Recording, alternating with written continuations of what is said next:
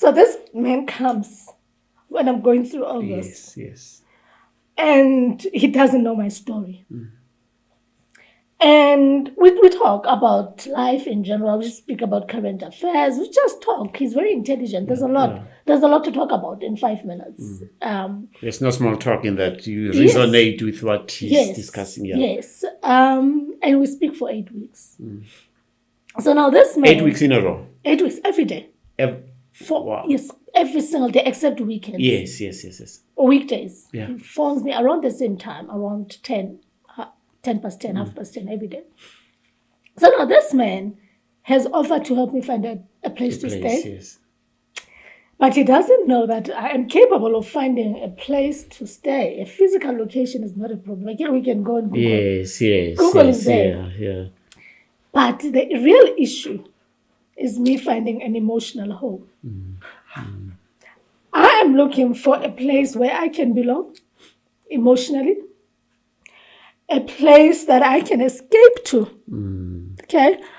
I've never been to this place, but in my mind, I know what this place looks like. What it would feel like. I know what it would feel like to be at this place, and I know that I will feel liberated. I'll feel free, safe, secure. I will feel loved. I will feel valued, cherished at this place. That is where I want to go. That is where I want to run to.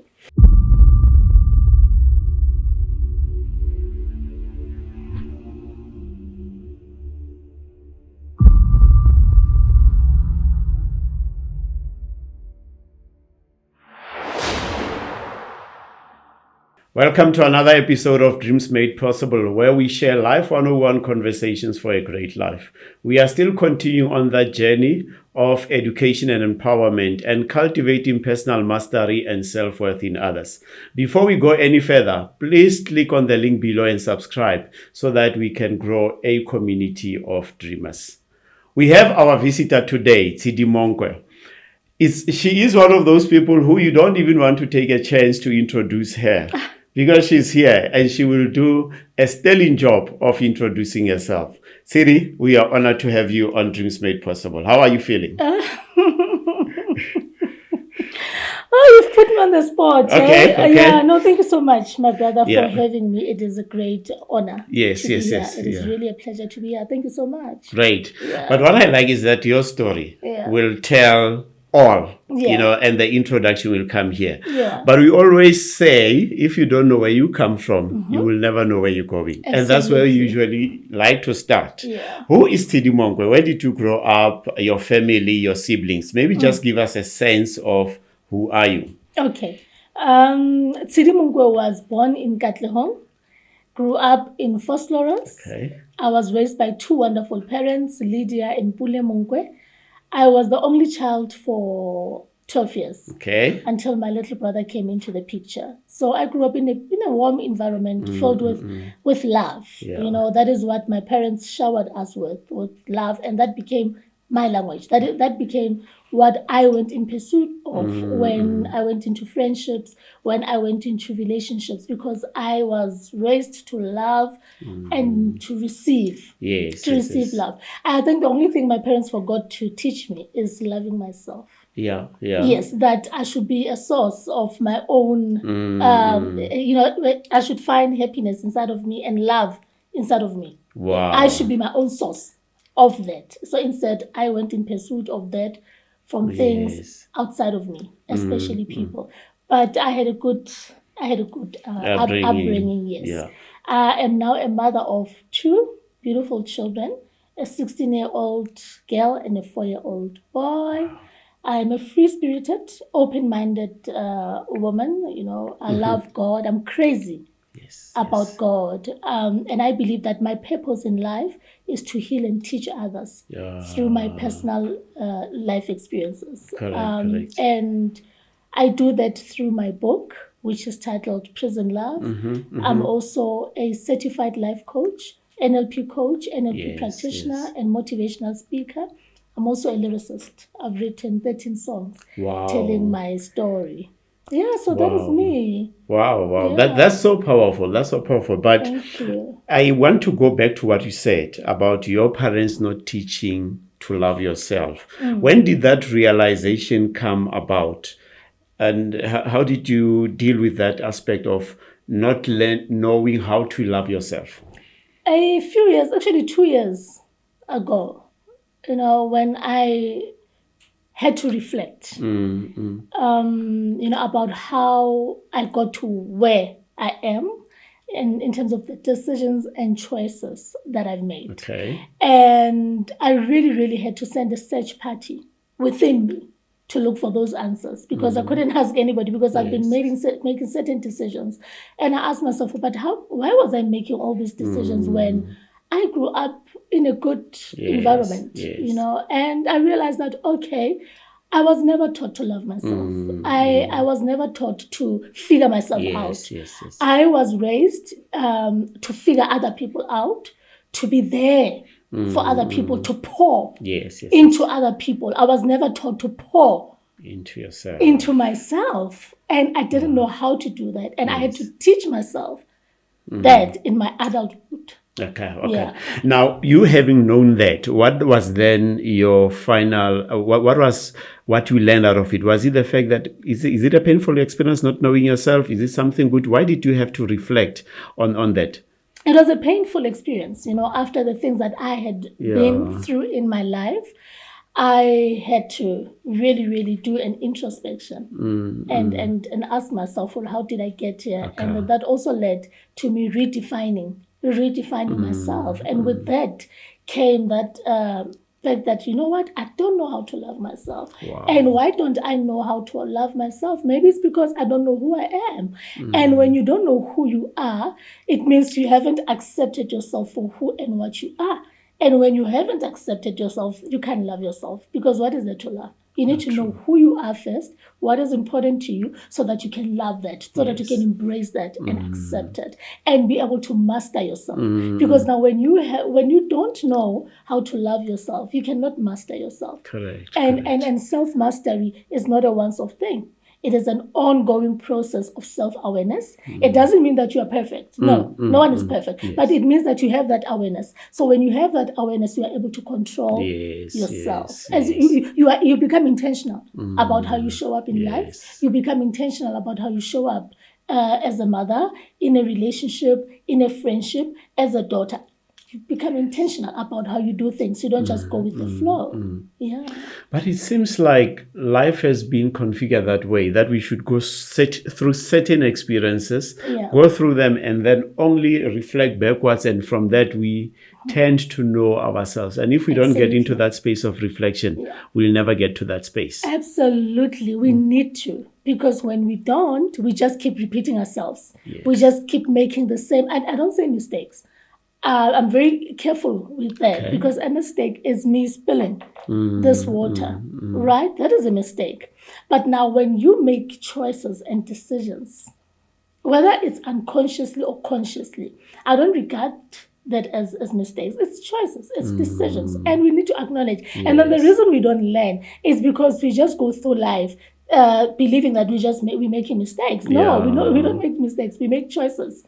Yes. We make decisions, even though most of the time it's not sound decisions, which end up harming us, but we still make those choices and decisions. And then we need to pause and take accountability for those choices and decisions, because whether we like it or not, we are where we are because of choices and decisions we've made.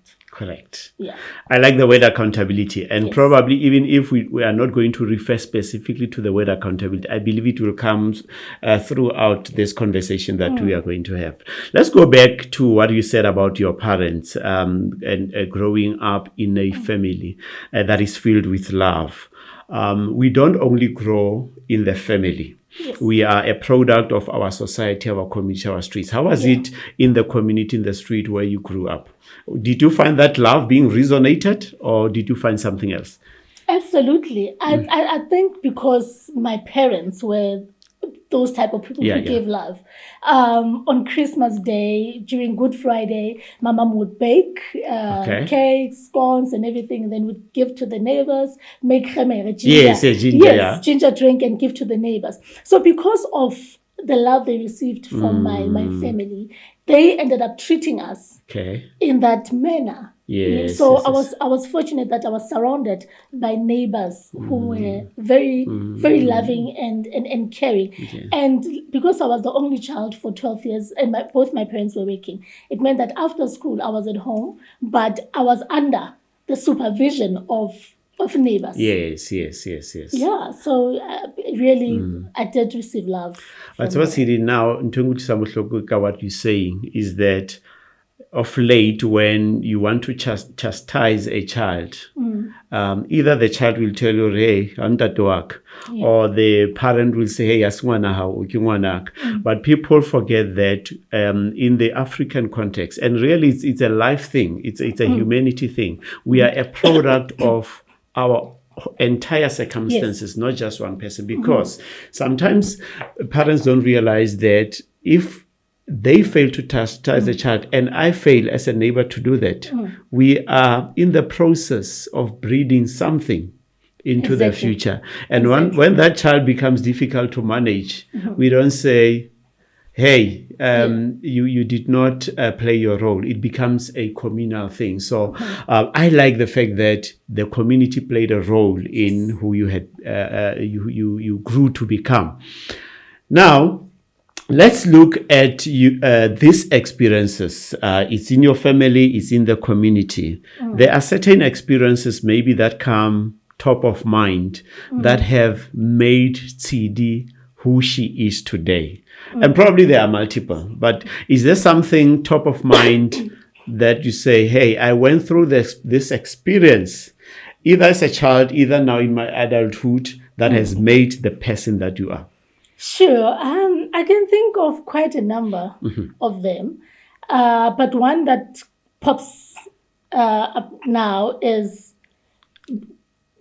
being the only child without a sister or a brother to run to. Right? Yes, because when you are playing I grew up in the streets where we would play with boys and boys and girls, but mostly it was with boys. And then we take turns and then we cook those. And then now when you end up having a fight with a boy, you have no one to run home to, because mommy and daddy are at work. You have no sister, unlike other children that you're playing with or brother. So I had to defend myself. I learned to defend myself from an early age. So because I'm sharp. Because now you have to stand up for yourself. I have to stand up for myself. And I also remember we were playing with fire burning boxes. So one of my friends couldn't stand the heat, and then abalahlela that box, and then it fell on my head. Like it literally set my hair on fire, and they ran. I think now they don't want to get into trouble. So now when this happens, they run. So now fortunately, there was a man who was smoking outside his yard. And then he witnessed this. And then he took off his jacket. It was in winter. He took off his jacket and then just covered my head with it. That is how he stopped. He managed to stop the fire. And then now other people came with buckets and poured them over my head. So that is how I was saved. It goes back to a village raising a child. Yes, it takes a village to raise a child, because my parents were knocking off at 5. My dad was actually working night shift on that day. So imagine what would have happened if I wasn't saved. So I think from that age, from a young age, I experienced quite a number of things. I was also bitten by a dog when I was 11 years old, and my mom was actually, I think she had just gave birth to my little brother, and again it's neighbors who came and saved me from that ordeal. So it's quite a number of things. But other than that, really, I had a great upbringing. I was in beauty contests. I won Miss Little Sowetan, Miss Woolworths at a very young age. I think I was not even 13 Yes. Wow. Yeah, and I was very active, even Yeah. at school. I was active. I was in drama. I was even at church. I was in drama. I'm not gifted vocally, but I was part of the choir. I was part of the praise and worship team. I attended Christ Ambassadors Gospel Church, and I was part of the praise and worship team from a very young age, even though I wasn't gifted vocally. So I had a good upbringing. Okay. Just a side question. You mentioned beauty contest, and I've seen ladies, I don't know how old you are, but who are contesting in the Miss South Africa. Yeah. Is there something you'll consider into the future? No, I'm too old for that now. And I don't have the body for that. Yeah. No. Okay. They take 40 years and above. No. Okay. I'll stick to writing and speaking and coaching. Great. Thank you. So, Tshidi, what attracted us to be having this conversation too is because we believe that you've got a story to share. Yeah. And that is a powerful story. Yeah. And just looking high level at your journey, you found yourself in marriage, the first marriage. Take us through that experience. How was it? We start getting into the relationship and we say, what is the line? The tagline there for marriage? Forever after or happily ever after. Ever We'll after. live happily ever after. Because that is why we get into marriage. Correct. To build a life with this person. Yeah. And we see, ourselves growing old with this person till death do us part. That's what we say, I guess. Yeah. But trouble gets us apart instead of death. It does. But you know what? Trouble is always there. If I believe that trouble is always there in a relationship. Yeah. We just overlook it. Yes. We ignore, we overlook. So I met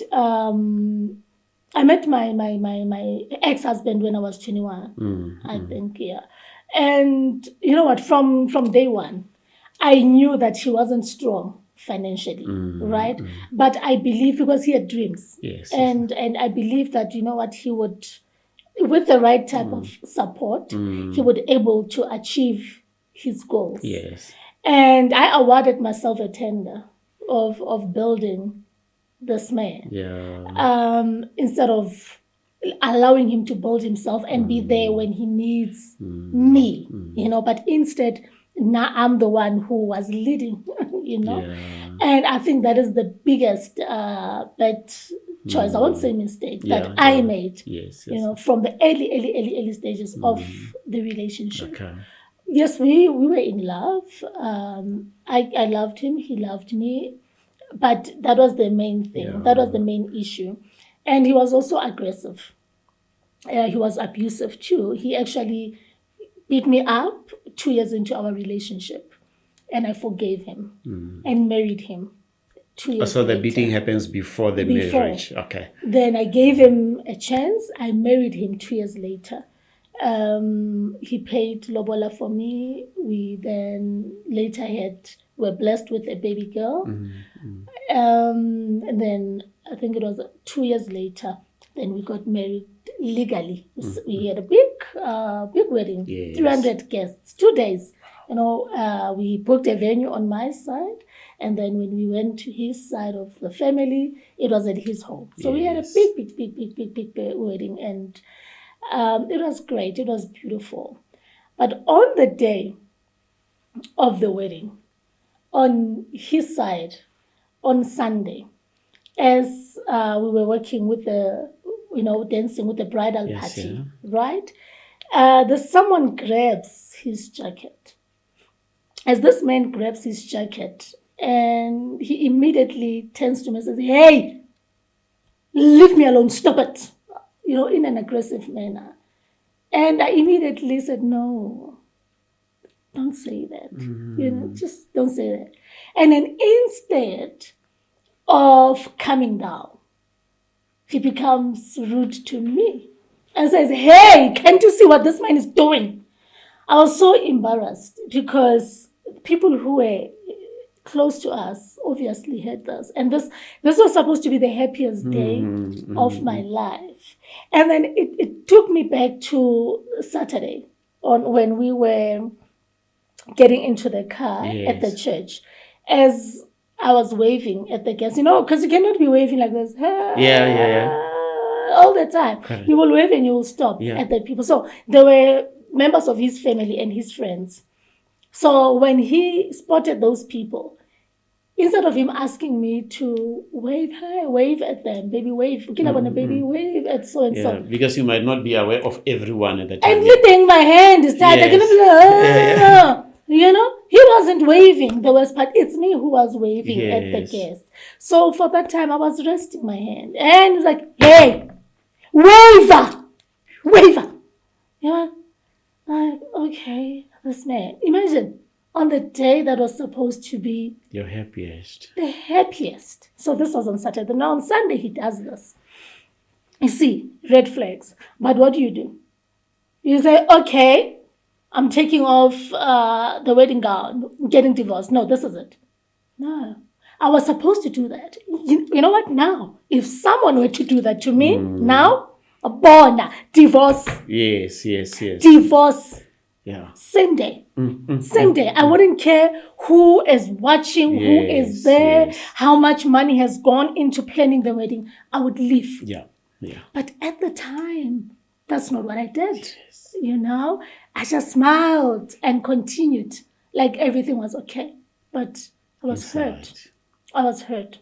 You are a victim of Hotlaloka. I was a victim of Hotlaloka. Yes. Then a few weeks later now, because we got married in November, a few weeks later, it's now the festive season. It's the 16th of December. Yeah. So Leona, it's our first year in years, and then we go out with friends to the lake. In our time, it was big. Boxback Lake, Germiston Lake, Prologue Laking, to Kula Bag, in the Then we go to Boxback Lake, and that was Boxback Lake. After a few hours, I don't know what happened, but all I remember is that a fight broke out between him, his friends, and a group of guys.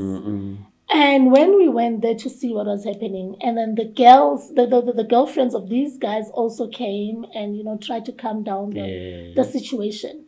And then instead of my husband coming down, because he was rude more than everyone else who was there, instead of him coming down, he curses the girls using the B word and everything. And we're like, no, but you don't do that. You don't speak.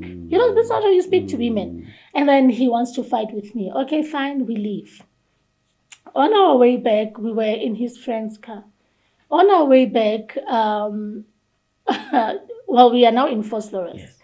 And now there's... the guy is stopped by a woman whom appeared to be his mistress, because I knew his wife. So now she stops the car because I'm sitting in the front. My husband is sitting in the back. I was the only woman in this car. Okay. And then this woman assumes that I am this man's girlfriend.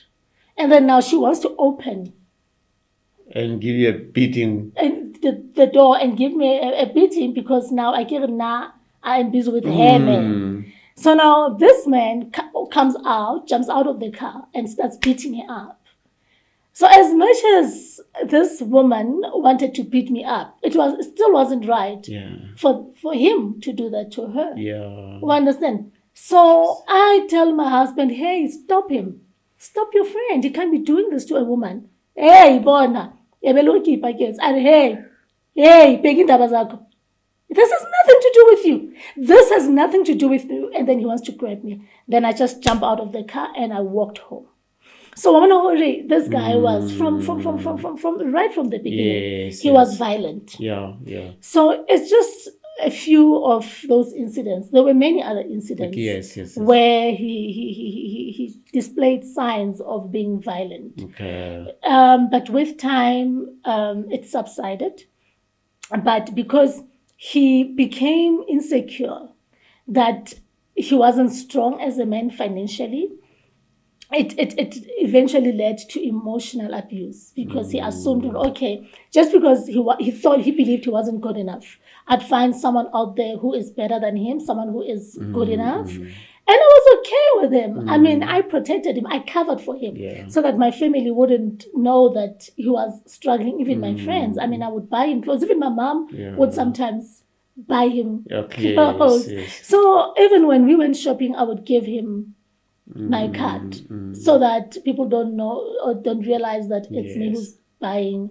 I was paying for the groceries and everything. So I really tried to protect him. But by doing, I should not have done that. I should have allowed him to struggle as a man and find his own way out of his own challenges. So I also take accountability. I'm not blaming myself for his financial constraints and or we're for not him justifying being it lazy. either. And I'm not justifying it either. I'm just saying, as a woman, it should never have been my role, number one, to be the sole provider and to allow what was happening, because it also delayed my progress. Because whenever I tried to take one step forward, it felt as if I was taking 10 steps backwards. Yes, because I was in business. Even when I was working, I was just doing everything. And when I stopped working and I was in business full time, it still felt like there was no progress in my life. I would be buying cars because we're in the small taxi, mini taxi business. There was just no progress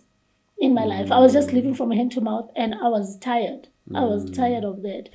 But he eventually became emotionally abusive, very emotionally abusive. From physical to now emotional. Yes, physical prior to that. Yes. And then emotional, remember, it continued. It continued. The emotional abuse continued and the financial abuse. But it was never physical since before we got married. Remember, during that incident at the 16th, he tried to grab me and I walked out of the car.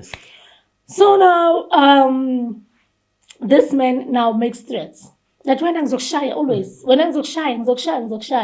How? And you know what? I believed him. Because he was so aggressive. And because he did it before. Yes. Yeah. I experienced it. So I knew that he did it before. And he was capable of doing it. So I started being very afraid of him.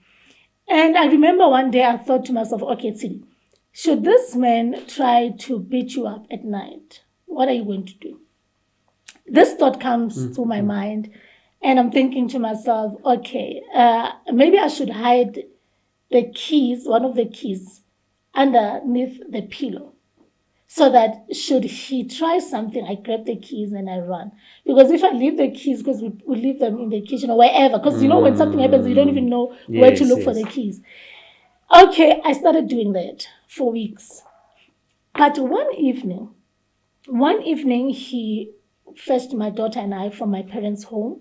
And then he dropped us off and he left. Because we'd sometimes go out with, when you are living a lie. And then in public, you pretend as if everything is fine. When I'm with my friends, I don't complain.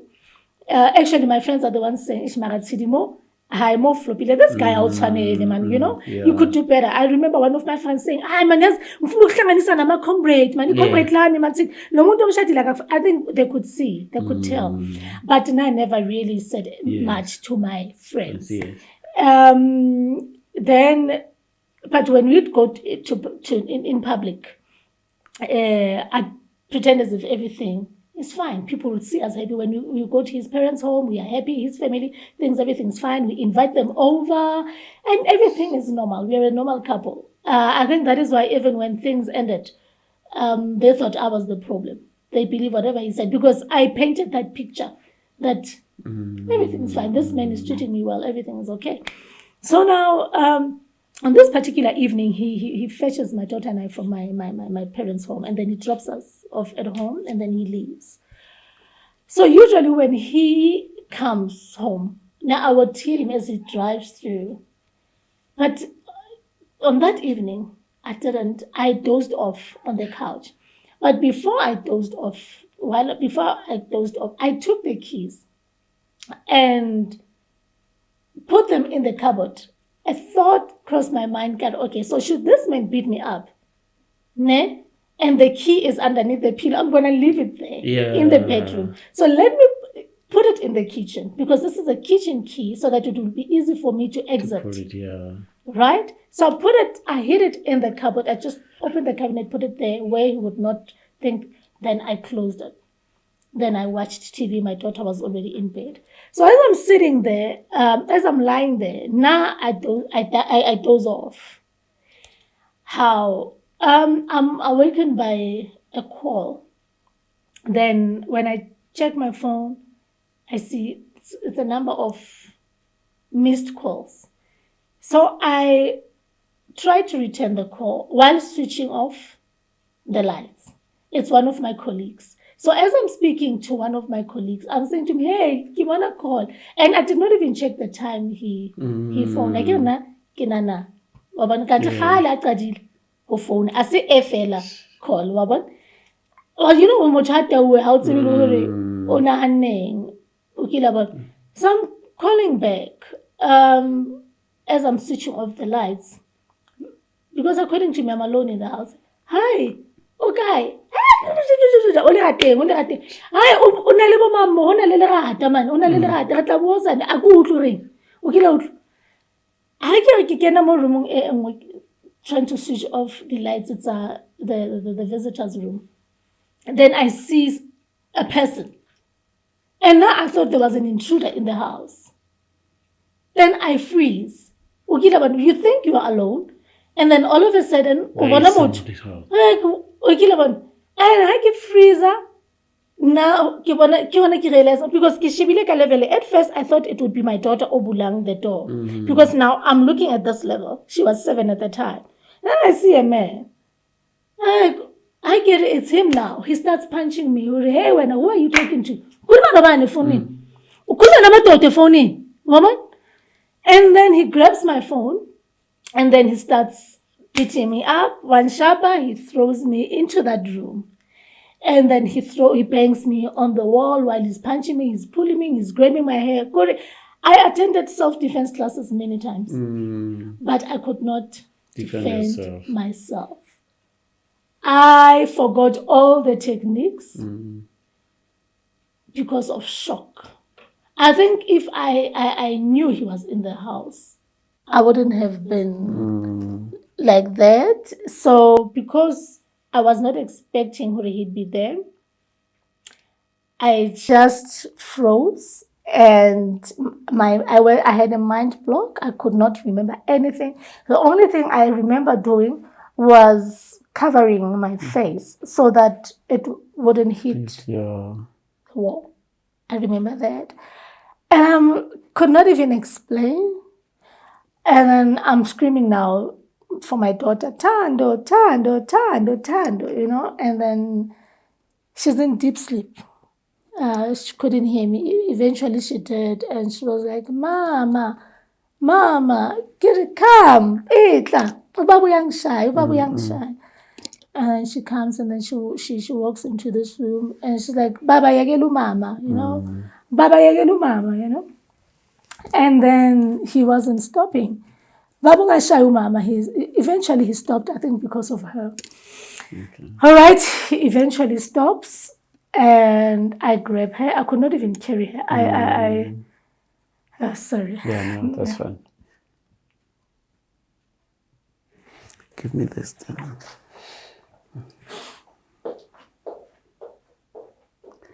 It's okay.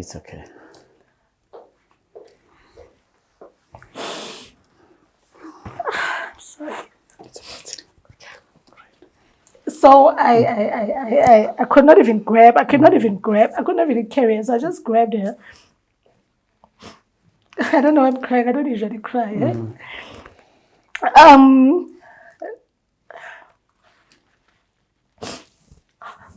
Oh gosh. Okay. Then I remember that I put the key, the key in the cupboard. Then I grabbed the keys and opened the door, unlocked the door. So as we were about to walk out of the door, and then lift my daughter up, so that we could try to run, because in the house I did not have the energy to run. I was so numb. I was so numb. Then he tries to close the door. So when he realizes that our daughter's head is in the way, he lets go. Okay. And that is how I managed to leave the house. And then it was still a long way to the gate. Then I walked to the gate. So fortunately, there was a tavern front opposite the house. And as I walk out of the gate, he tries to grab me. And then there were guys who were outside of the tavern. And then when I screamed, they came towards the house. And that is when I ran into a tavern full of people in the middle of the night, running from my husband, the man I loved. Yeah, who's supposed to be your 10 protector. Years, the man who's supposed to be protecting me, the father of my child, the man I was with through thick and thin. I had invested so much emotionally, financially into this marriage. Yet he was humiliating me in the middle of the night. So then I ran into this tavern and eventually I was given a phone, tried to call my cousins because I only remember numbers of two of my cousins, both phones were off. So to summarize the whole thing, eventually my dad and my brother came to get us from the house, from the tavern, and then we went home. Was it the incident maybe that broke the camel's back, where you said, no, it's enough, I'm getting out of this thing? Yes. Okay. Yes. That was my last night in that house. I did not only do it for myself, I did it for my daughter, because we model behavior to our children. Yeah. I mean, had I stayed in this marriage, I mean, what message would I have been sending across to her? Correct, yeah. Especially when she witnessed it. I'd be saying to her, it's okay to tolerate abuse because you are married, because you have a history, because you have a child. Then she would also succumb to the same thing. Yeah. I said, no, well, I'm doing it for myself because I don't deserve this. But I'm doing it for my daughter too. Yeah. So I left everything. Things that I worked hard for. They did not even buy a teaspoon in that house. I left everything that I worked very hard for years, including my clothes. It's only after a few days that my mom said, you're not going to start a new wardrobe. You're going back there to fetch the clothes. And I eventually went back with the police to get my clothes. And I was told to only take clothes because we are married. They said, you're not allowed to take anything other than clothes. Not even your books, not handbags, clothes. That's what they told me, those officers. So is there such a law in this country? I don't know. First time I heard of this. Yeah. So I did not want to argue with them because I needed them on my side to remember. Yes. So I was also not interested in taking anything else. Remember, I did not want anything that would remind me of that house. So I wanted to take my books, my daughter's toys and handbags. That I wanted to take. Yeah. But I was only allowed to take clothes. Yeah. So I took clothes. And I moved in with my parents. Then I needed to relocate because he was making death threats. He was phoning me every day, threatening to kill me. We are Jola, and then I'm going to kill you, Then I realized that my life was in danger. I needed to relocate, but I did not want to move too far from my parents. Okay.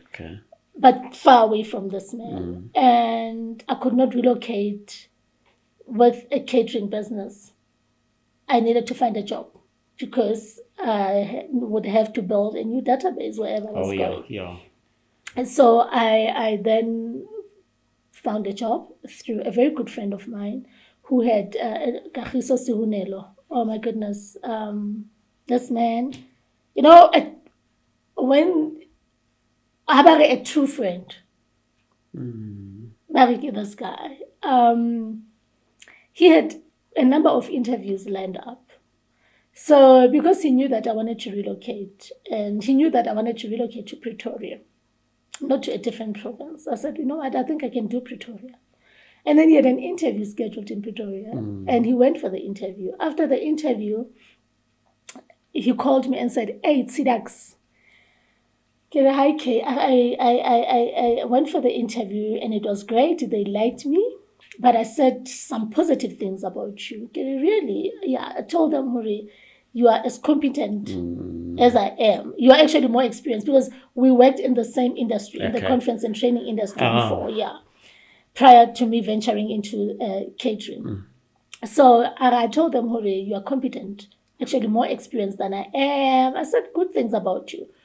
And you know what? I am going to switch off my phone for a week. I am confident that these people are going to give me the job. I know. They are going to phone me. But I'm going to disappear. And I've given them your number. I said to them, should you have more vacancies, please consider this friend of mine. Her name is Tshidi. I know they're going to call you looking for me. And then should they not find me, they'll be stuck with you. Okay? Kid, are you sure? Yeah. No, I have other interviews lined up. Don't worry. I'm sorted. Kid, okay, thank you. And he switched off his phone and it happened. Wow. 2 days later, they phoned me. Hey, this is HR from Fastnet. We're looking for Kagiso. We can't get hold of him. He gave us your number. Kid, really? Okay, I will try to get hold of him. Yes. And they said, no, they were going to phone me back. Then they phoned. They said, did you manage to get hold of him? I said, no, his phone is off. A week later, they called. Have you heard from Kagiso? No, I haven't. They said, okay, sure.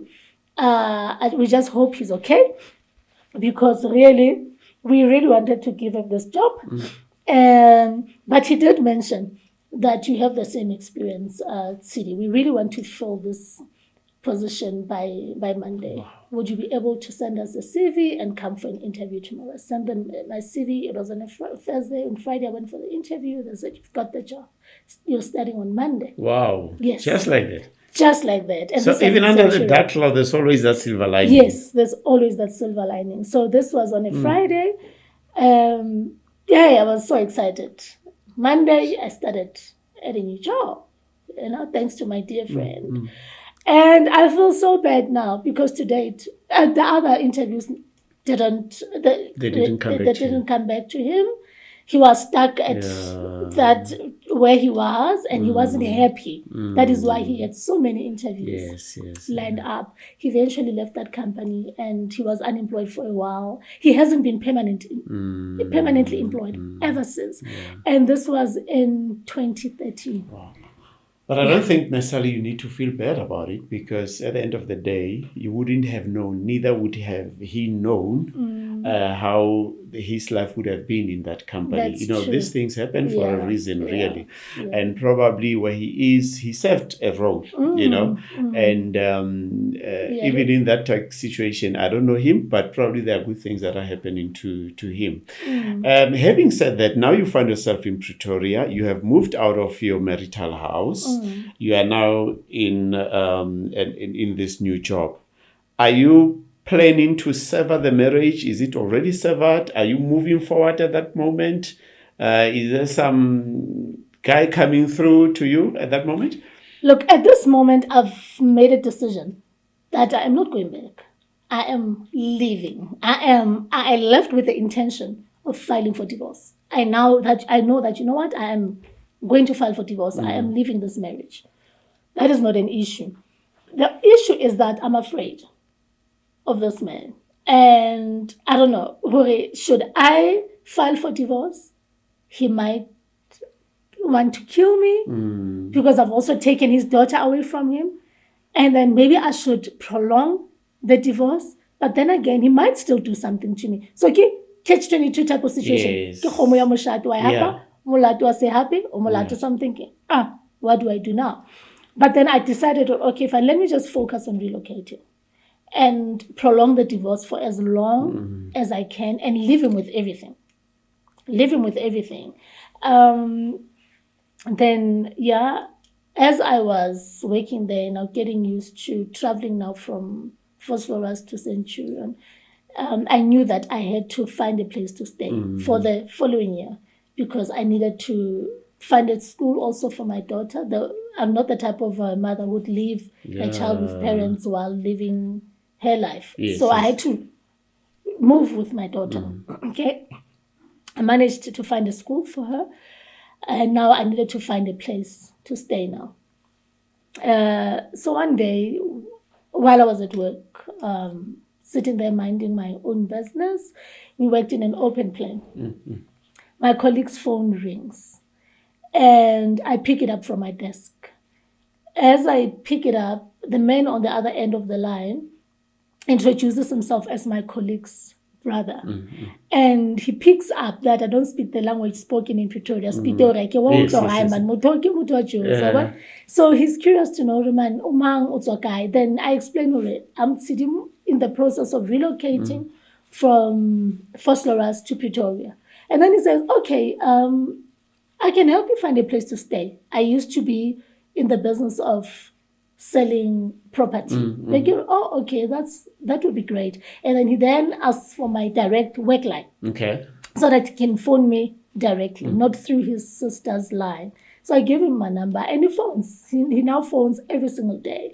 He becomes my breath of fresh air.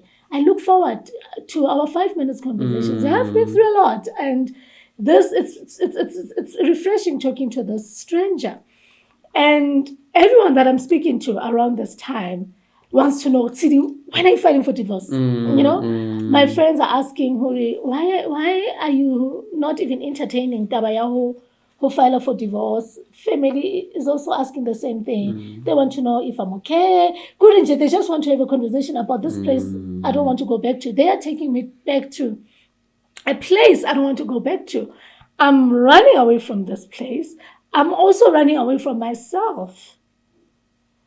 I'm wounded. I am very broken. Yes. I'm running away from that too. Yes. Right?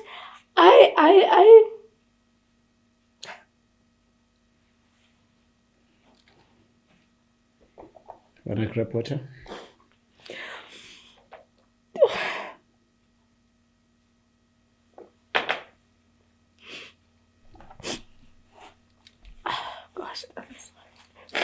You don't have to be sorry, Tshidi.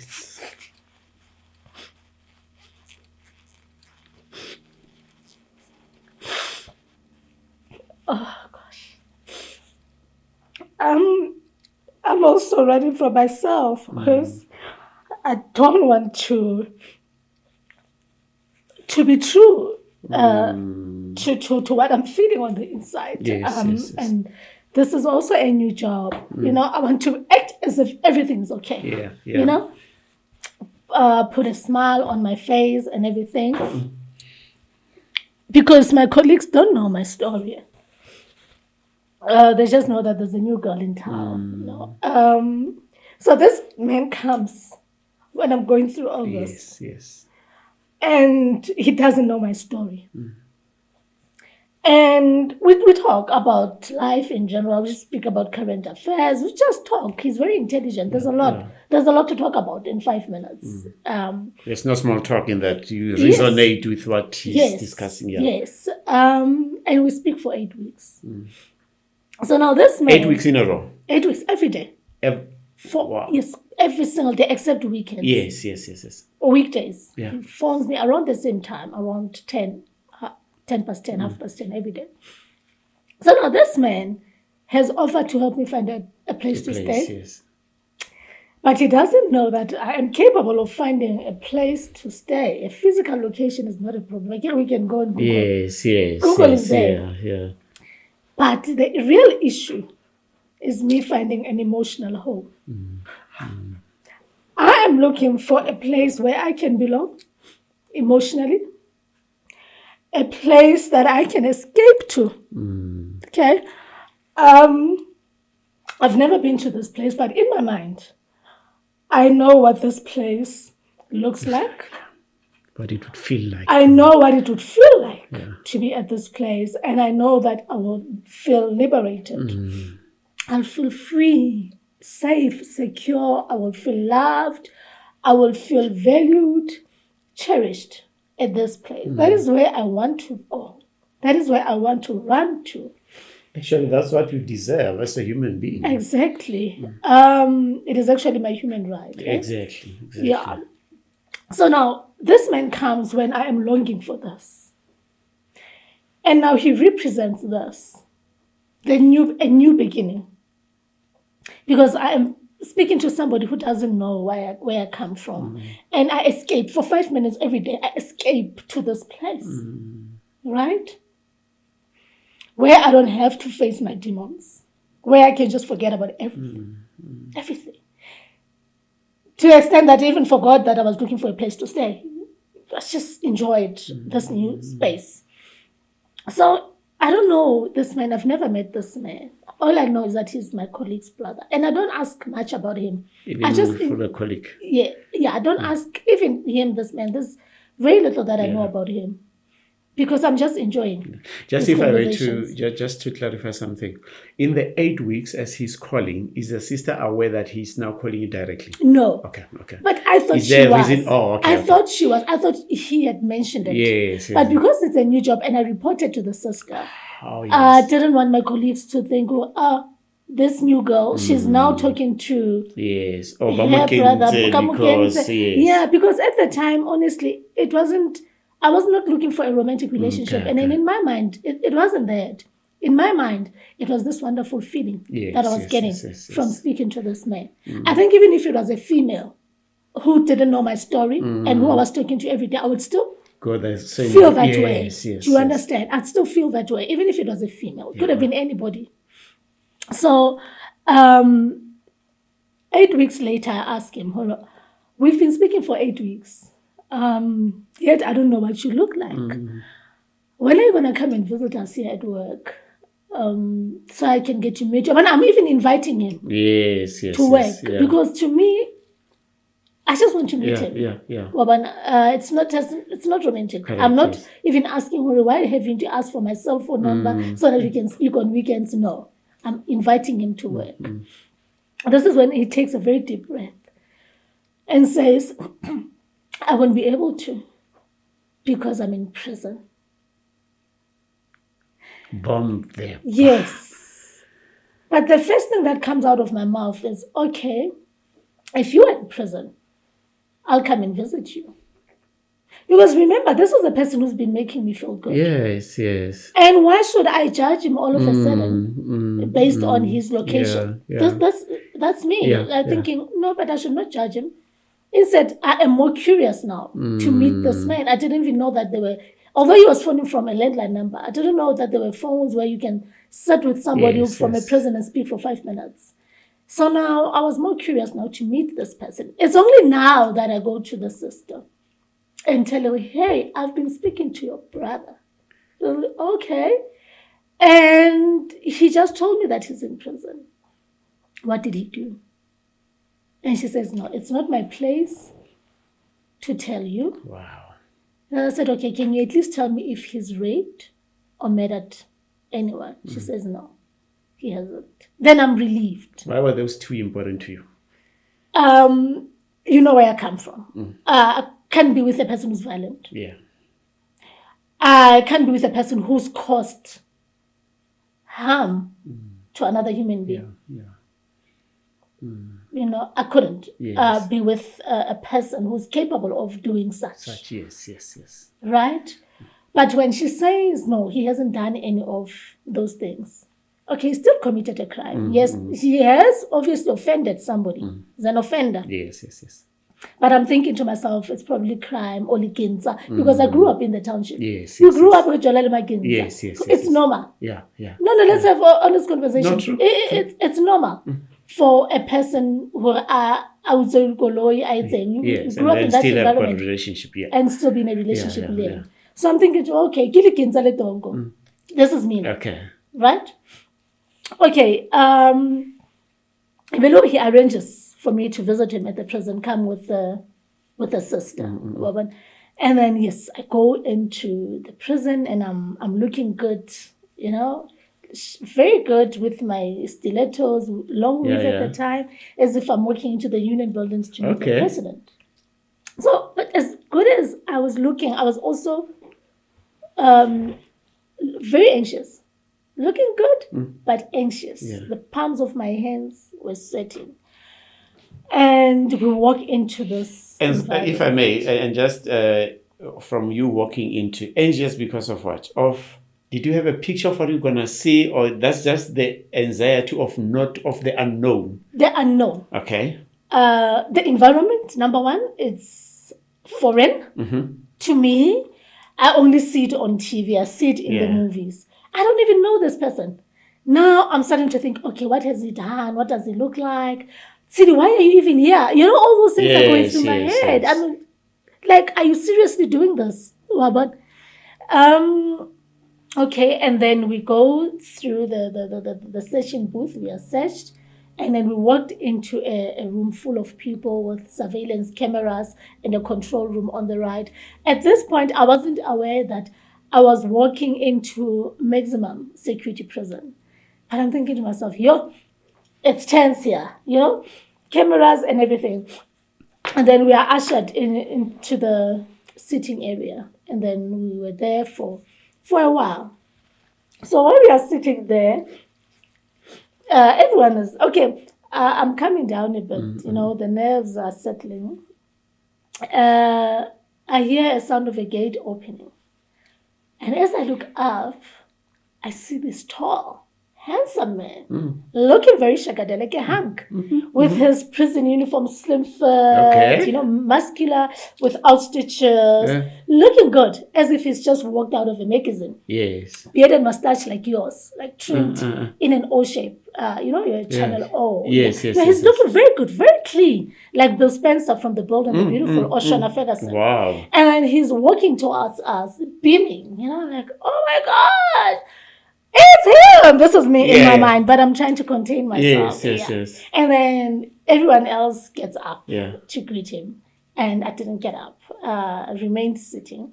And he greets them, gives his sister a hug and a kiss, and then he sits in front of me. He kisses my hand and says, "Thank you for coming to see me. You look as beautiful as the sound of your voice. I wish I could kiss you on the lips. I'm just respecting my sister." He then looks up to hide the claws in his eyes. Okay. I don't think anybody else noticed. Yes. Bona, it was love at first sight for me.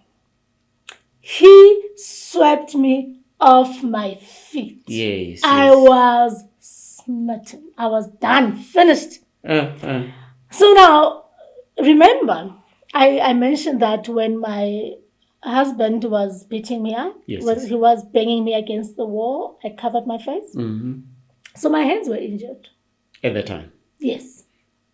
So now, it took a while, to heal. Even now, in winter, some of the fingers still act up. No, Tshidi. Yeah, I promise you, they act up. You should see me in winter. You'll feel sorry for me.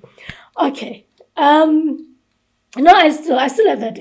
I have a chronic neck problem from that. No, I have. There's a lot of things. So now he kisses this hand, and this is a criminal in a prison. When a man whom I loved for 10 years, a man I gave 10 years of my life to, treated me with contempt, treated me like trash, turned my body into a crime scene, was out there. So you see, it's not everyone who deserves to be inside their freedom. Yeah. Not everyone who deserves, let alone inside. Not everyone who's out there deserves to be out there. Yes. Not everyone who's out there deserves their freedom.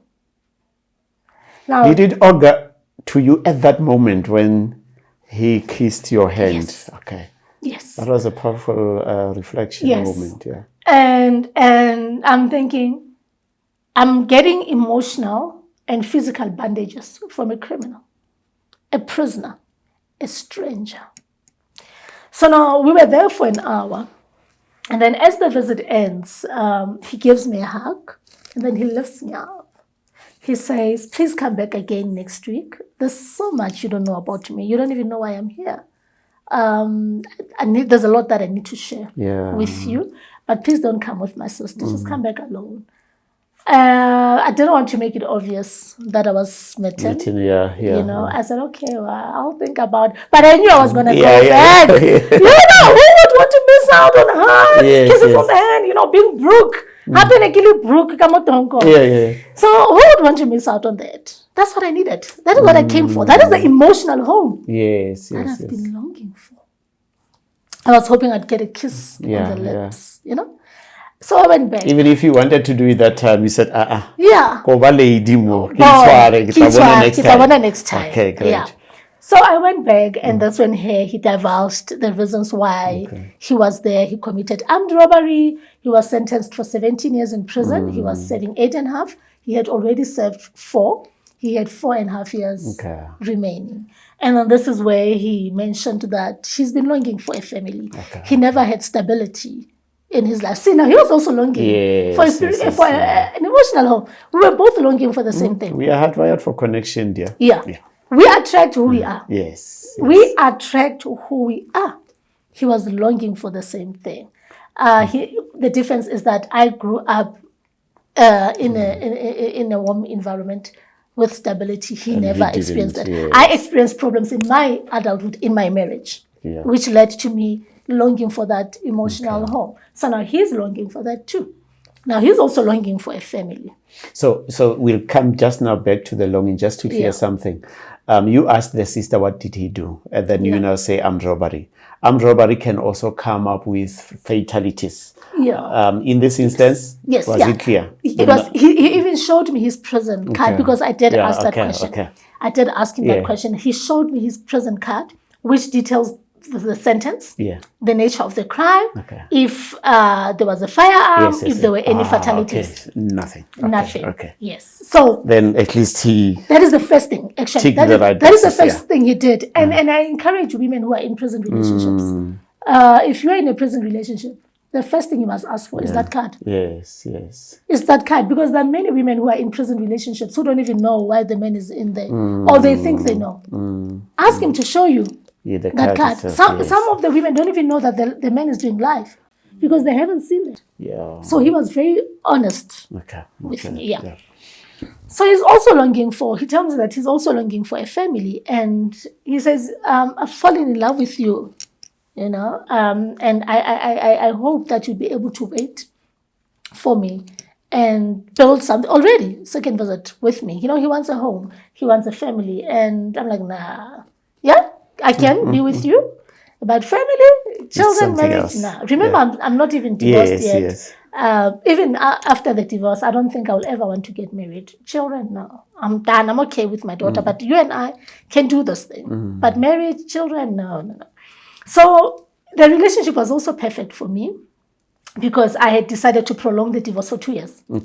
So that my ex or my husband gets used to not having me as his wife, not living with me in the same house, and our daughter. And also for our daughter to also adapt to the fact that she's no longer with her dad. We are moving. Because remember, I took her out of our home to our parents' home. I was also going to take her out of my parents' home into another place, Pretoria. She's also going to be changing schools. So there's just going to be too much going on in her life. And I would have to have a conversation with her about the divorce. I would have to have that conversation. So she did not need all that. So I decided to prolong the divorce. I mean, really, I was separated from this man. I was also afraid of him. So 2 years was the period I gave myself. So the relationship was perfect for me. That is someone who's in prison. He's not outside. He doesn't have to meet my daughter. He doesn't have to meet anybody. He doesn't have to be in my space. I come into his space when I go and visit. And so it was also perfect for me. Yes. So and you have answered a question that I did not ask. I'm happy that you asked that. I mean, you said that because I read the book by Sheila Eisenberg.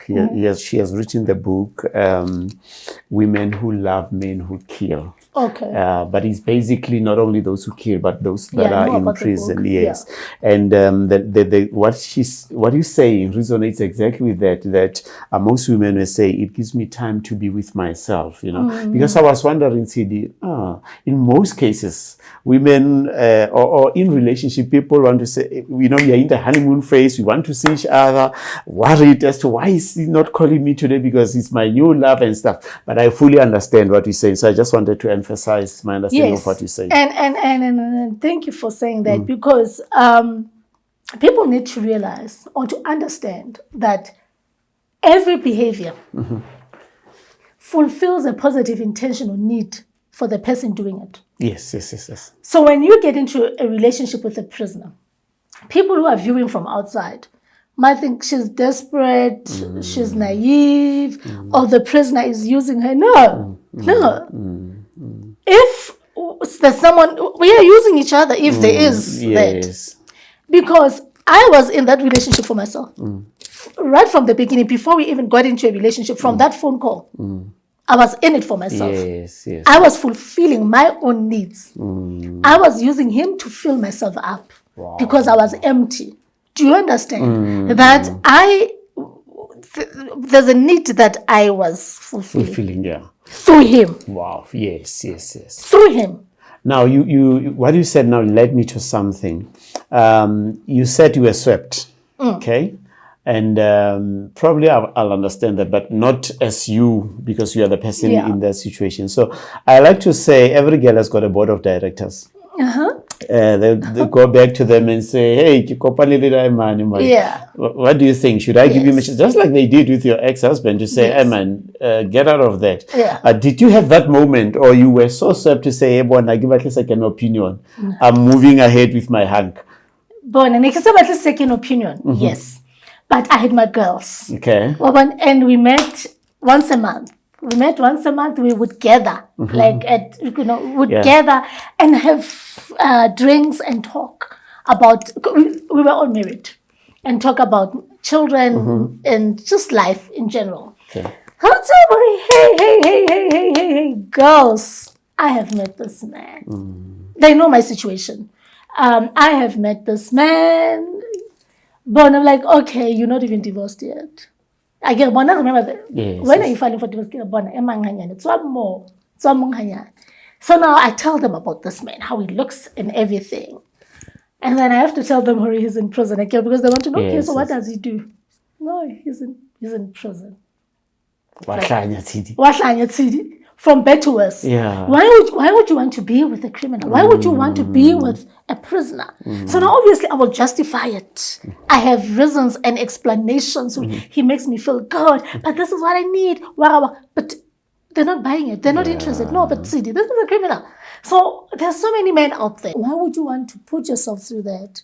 Why would you want to wait for someone? You don't even know this guy. Right? Fine. Okay. He might have committed armed robbery now. That is what led him to prison. But you don't know the nature of the crimes he's committed prior to that. You don't know this person. You don't know who he is. And what if he unleashes his true colors? Actually, he is going to unleash his true colors when he comes out. Not my bombola. I call him bombola, not my bombola. You should see him, guys. It's a pity I don't have pictures of him. Then I describe him.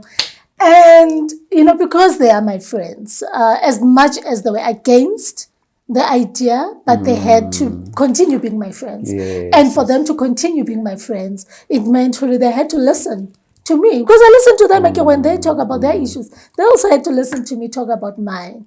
He was part of my life now. So, they were forced to accept the relationship, which what they about the eventually parents? warmed up to. No, my parents didn't know. No. At this time, there was no way I was going to tell my parents. It's only years into the relationship that I now told them, because my parents moved to Pretoria. Yes. They followed us. They sold their house in Fossils, relocated to Pretoria, and then I moved out of where I was staying. We moved in together.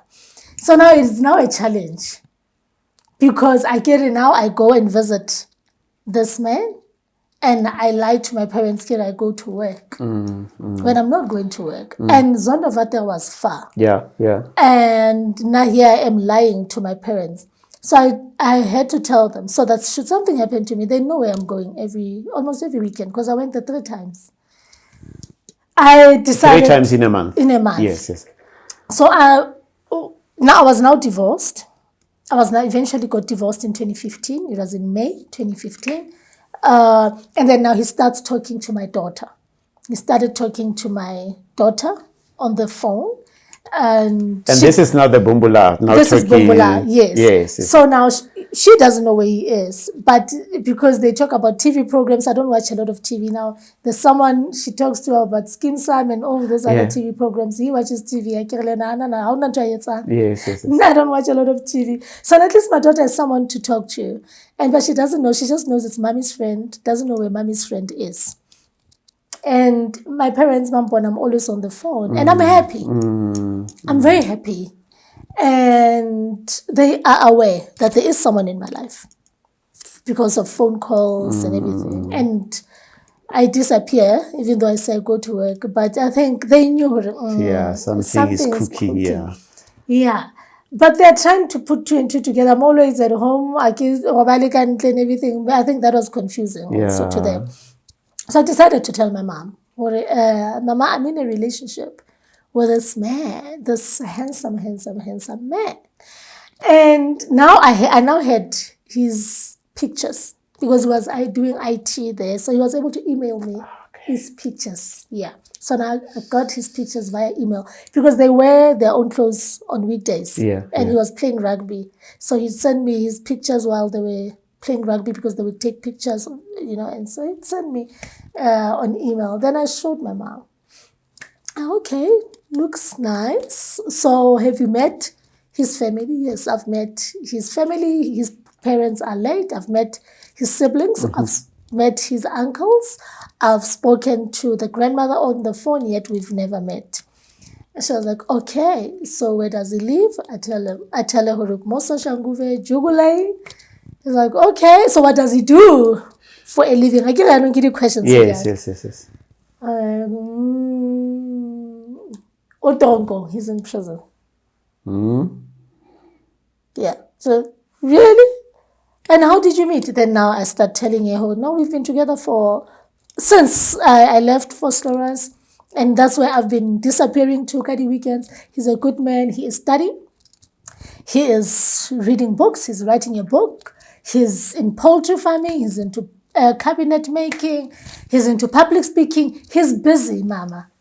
He's even better than my ex-husband because this man has some limited resources. He's in a prison, but he's doing all this. And I believe that we'll build something meaningful. He's not the type of a man that I would have to build because you can tell he's going to come out and be able to take care of himself. He's not going to expect me to take care of him. And that is what I want. And I'm happy. He makes me happy. I know he's in this environment. My mom is my mom. She's like, okay, if you are happy, because I can see that you are happy. I'll support you, my girl. I'll support you. She was receptive to it. I was and then eventually told my little brother. He was like, hey, he was intrigued. He was intrigued. I mean, I'm 12 years older than him. He was like, what? Really? So you can actually date a prisoner? So he was intrigued about the whole thing. So my brother did not have a problem. Eventually told my daughter where he was because now she also wanted to meet this person. And she's the one who asked to go to the prison when I told her that he's in prison. She was saying, Mommy, when are you taking me to see Bumbula? Today she still calls him Bumbula. Today. Everyone calls him Bumbula. It's like a name. How did that come about? That name? My cousin used to call her kids Bumbula. Okay. So then I took that name and called him. Then he called me Bula. Oh yeah. He shortened the name. Yes. So everyone still calls him Bumbula. Even my brother, everyone, even my parents, it's Bumbula because that is the name. That is how I introduced him to them. So now I tell my mama, yo, please, what's up, Papa? I don't have. You didn't have the guts yourself. The guts to do it. No, I'm sorry. My dad's not gonna fly with my dad. Are you crazy? My dad is not gonna approve of this. There is no way my dad will approve of this. He did not approve of my ex-husband. He did not like him. No, he didn't like my ex-husband because he felt he was just too lazy and he wasn't in my league and everything. He had his own reasons, which I did not agree to at the time. But he just didn't like my ex-husband. He felt he was just too lazy. My dad is hardworking. I mean, my dad took care of us from everything. He was doing everything. Everything. School, everything. Body nesfas it was TEFSA. Now my education was paid for by my dad, and he was a factory operator. He was working at NEMPEC as a factory operator, paying for bond, home loan, medical aid, everything. My dad was that type of a person. He took care of us. So now he did not understand why now would have to take care of a man. Yeah. So now when my mom told him about this man, and then when my mom mentioned who they've had that discussion, I then now started having a discussion with him. And I was surprised that he was receptive to the idea. I promise you, he also wanted to know from me, what is it that he's keeping himself busy with? And then I mentioned everything that he was keeping himself busy with. And I was like, okay. So I see Iet and Le. Because my dad, I would tell about Iet and Le. All right, I see Iet and Le. Even better than so-and-so. Yeah. Okay. When saying, then I tell him all these things that you've been asking. Then he asks, he wants to know family, everything. Then I tell him, when is he coming out? By then I think Nasa a year and a couple of months. And I tell him, and no, my dad is like, okay, all right. It sounds like Kimoto Oilingori, he's determined to turn his life around, very ambitious. He knows what he wants, and he is the type of a person that you can actually build with. Wow. He is in prison, yes, but he's busy acquiring skills. He is studying. So he's not going to come out and depend on you. I bet you he's not going to do that. That's what my dad said. And he was right. Wow. He was right. So about that, the only thing I have a problem with, he must not come out and abuse you. Yeah. Then he will have serious problems with me. Are you certain that he is not going to come out and do the same thing that your ex-husband did? I said, no, Papa, no, he seems like a very good man. Do you know why your father had that question, or it was just because of consideration? Where I come from. Okay. Because remember, everything is basing it on my experience, my past, my history. And also from your side, when you interact with Bombola at prison, there is no sign that this guy is going to abuse me. So it didn't augur in your mind? No, there wasn't. Because I remember even when I told him what my husband put me through, he said, hey, he's lucky that I'm here. Because I don't tolerate men who abuse women. So now, at what point did you, in your heart, say, this is the true person? You have spoken to your father, you have spoken to him, but now you making peace for yourself, not for anyone to say, I'm in this and I'm here to stay. When I told my parents, I wouldn't have. When I told them, I had already made that decision. Yes, because he was so good to me in so many ways. In so many ways. When I stopped working for 3 months while I was looking for another job, I left that company. Things didn't work out between me and his sister. We had a fallout. So I ended up leaving the company. It wasn't going to work. And Lena had cut contact with the sister. So I left the company and I wasn't working for 3 months. During that 3 months, he took care of me. He paid for my daughter's school transport every month. Wow. He made sure Hurilina was okay financially because I was now collecting money from his tenants. He had made me his next of kin. I was the one who was responsible for his rates and everything with the municipality. He even wrote a letter for me to take to the municipality. Yes. So it felt like this man was really had really good intentions. He's introduced me to all his family members who were in his life while he was in prison, because some were not. Okay. But those who were in his life, and those were people who were important to him, he was involving me. There's a time when my daughter's school fees was in arrears. He signed a check of 9,000 rands for me to go and pay, settle that amount. So we understand that he stepped into the role of a father as well. When my daughter would experience issues with teachers at school, he would pick up a phone from inside, and she's the one who would tell him from inside, from a prison, and phone the school principal. Hey, Tando's dead.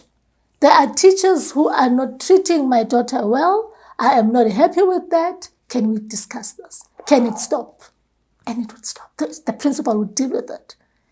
So at least I did not have to deal with those kind of things. I had a partner Yeah. I had a partner. So whoever would say to you, Tshidi, you know what, you did a wrong, I say, I forgive them. Based on that, what you tell us, I would definitely go that route. Yes. So now you're going, he's left with a year. What are his intentions at that point? Okay. 2 questions. What are his intentions and what happens the moment he goes out? Okay. Now his intentions are to marry me. He says, I want to marry you while I'm still here before I even leave. And I was like, no. Yes, I want to marry you, but not while you are in prison. Let's wait until you are out. And then he says, no, I'm not taking. But serious, somebody said, I get you down the aisle again. No, by then I changed my mind. Changed, okay. Yeah, no, by then, because of how he was treating me. Yes, I mean, it was also very romantic. Yeah. I was receiving body roses, body chocolates from this man, the gifts and everything. He just ticked all the right boxes. And I was like, okay, if I don't want to get married again, I'll be depriving myself. Because this is beautiful. Yes. You know, this man is in prison. His freedom is taken away from him, but he represents liberation. And I want this. I want this forever, you know. And it means marriage. I want to marry him. Yeah, now I've warmed up to having a child with him. We've even named the child. We have 2 possible names. If it's a girl, we're going to name him this. We're going to name her this. If it's a boy, well, yeah, that's what happened. So now, he then says, no, I'm going to marry you. And then he speaks to his grandmother. His grandmother says, no. Nope. Now my parents have spoken to him on the phone. He's refused when I suggested that maybe they should meet him. I said, no, not when I'm wearing orange. Not when I'm in this orange uniform. Then he said he wants to pay lobola. His grandmother said, no. We'd rather go to Tsidi's family and meet them and explain your intentions. Okay, our son has an intention of marrying your daughter when he comes out of prison. And that's what happened. Guarantee they were also cooking something. The grandmother organizing to get a wedding ring as an engagement ring. So he said, okay, allow me to at least engage her because I don't want to lose this woman. He was like that. So I want to lose this woman. Allow me then to at least put a ring on her finger. I'm about to come home, but I don't want to lose her. I love her that much. And then the elders from his side came and met my family. So now it was on this day, I don't know, when the grandmother mentioned that he is buying a ring. So they mustn't think that I bought the ring with my money. When I come with an engagement ring, think, okay, where does this prisoner get money from? So no, he gave me money from his prison account. He sent me to buy the ring. He's got the ring. I took the ring to the prison. He's got the ring and Tsidi's going to come back with an engagement ring very soon. So anyway, it happened. We got engaged. I said yes. It was a beautiful diamond ring. He bought a diamond. How did the engagement happen? The proposal. It was on his birthday. So to me, it was a normal visit. But I had bought nice things for him. Gifts. I can't remember what I bought, but it was something that was allowed in the prison. Also bought his favorite treats at the tech shop. But for some reason, I was kept waiting for longer than usual. I was like, okay, what's happening? And eventually his name was called because they call the prisoner's name for you to know it's your turn. They don't call it the visitor's name, the prisoner. So when they called his name, I get up with my stuff, right? I take it to the desk of the prison officials for it to be searched so that I can take it into the prison with me. They said, no, leave the stuff here. They're not searching it. They said, no, put it on the floor. I'm like, okay. And then follow this lady, one of the prison officials. I'm like, why? Where is he? He said, no, it's fine. Just follow the lady. Like, okay, fine. I did not want to ask too many questions. Then I follow the lady. Okay, well, I'm searched. Then I follow the lady. On our way there, I'm asking Yahoo, what's happening? Is he okay? Because I'm thinking to myself, someone must have done something to him. He was not a troublemaker. His record was clean. He was not into gangsterism. His record was squeaky clean. And he was friends with prison officials. They liked him. He was like, they treated him like a friend. They even looked up to us. There were many people in prison relationships, but they actually thought ours was going to work out. They believed in us because of the type of person he was, how he carried himself. Then I just knew that he hadn't done anything, but something must have happened to him. I said, did anything happen to him? She said, no, let's just go. And I see that we don't go into the prison, but the officers the officers. I'm like, okay, why are we going this way? No, she's not responding, this woman. And then we walk into this office, and I see the head of prison and 2 other officials. And on the left, it was him who was sitting there. At least my heart sank when I saw him. And I said, Bumbula, are you okay? Those tears from the first day, he had those tears in his eyes. And then I thought something was wrong. And I looked at the head of prison. I said, is everything okay? He said, take a seat. Like with a serious face. So then I take a seat next to him, and I look at him, King, what's going on? No one is answering me. And then he had a side bag that he had made for himself in prison. And he reaches out for this bag, pulls something out of the bag, his eyes get more glossy, and then he kneels down with both knees with a ring, a diamond ring. Remember, I had already said yes, I will marry him. Yes, he had proposed verbally already, and I said yes. So he was just making things official. And he just, I can't even remember the words he uttered. With a knee. Yes, 2 knees and everything. And we hugged, we kissed. They allowed us to do that. That is how good he was. That they can even allow him to. Yes. Because I had seen other engagements or proposals happening. It would be in the visiting area, but we were in an office where they usually discipline unruly prisoners. But they had allowed us this moment, and then the officials, including the head of prison, congratulates us, and then he walks away. He leaves us with one official, and then she says, "You can sit for 5 minutes." I promise you, I said, "You can sit here for 5 minutes. You don't have to immediately go to the visiting area." I promise we sat there until it was uncomfortable for us to be in her presence like that. Yeah. He then had to go to the visiting area. I went back to that area to fetch the stuff that I had bought for him. Then we had the rest of the visit in there. It was beautiful. It was on his birthday in January, 22 January. So I went home. I was happy singing. Wow. He proposed to me. Calling my friends. And going like he this. proposed with a diamond ring. You know, even women who were there to see. I promise you, there were many women who were there, coming there to see their prison lovers. But they looked up to us. They envied us. They thought what we had was extra special. Because unlike most of them, I had met his family. Some never introduced their partners to their family members. Even on family days, I was the one who was always there. And they just loved how we treated each other. Because even Godi visiting, he would hug me, kiss me, and lift me up. Every visit, before I leave, he would lift me. We had that type of love, romance, and affection. The envy of the others. And even when on his graduation day, I was there. I was the one who was there. I was there. Every step of the way, I was there with him, holding his hand. That we had something beautiful. It was magic. Wow. Then he went out. Then he comes out. We even had a weekend visit. We went for a weekend visit. It's a privilege given to an offender, a prisoner, prior to him being released on parole. Yes. Yeah. So he gets given that opportunity to go home on a Friday and come home on Sunday. We booked 5-star hotel in Century. It was beautiful. Yeah. That is when I took him to meet my parents now. Right. So it was beautiful. And he made promises to my parents, to me too. Had a great time. Great weekend. We even went to his grandmother's house. It was perfect. Then now, 2 weeks later, he comes out after the weekend visit. And I'm expecting a continuation of the love. Can't wait to see my man out. I can't wait to see him in action. If he could treat me that way, with limited resources, for 4.5 years, I couldn't wait to see him in action outside of prison. Thinking to myself, oh my goodness, he is going to treat me like Queen Elizabeth, an egg at last. And we were okay. And he did for 3 weeks. We moved in together from day one. We bought stuff. He had savings. I had savings. And then we had our own savings. We had a plan. We had a plan. We didn't just flow. He had his own savings from the money he was getting from the rent. I had my own savings. And then I joined a social, stop fair.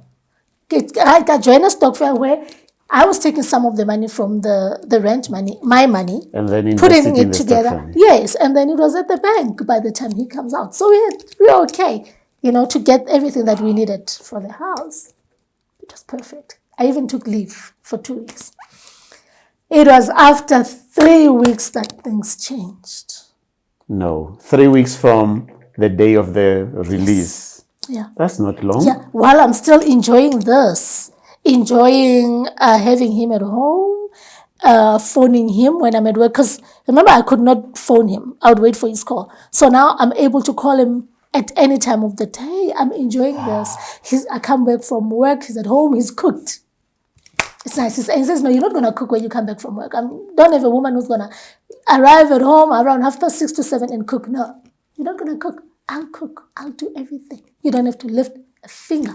I appreciate you and everything that you've been to me. That is it during these 3 weeks. I don't know what happened. All hell broke loose. Were there signs from that first day of the 3 weeks where you said, no?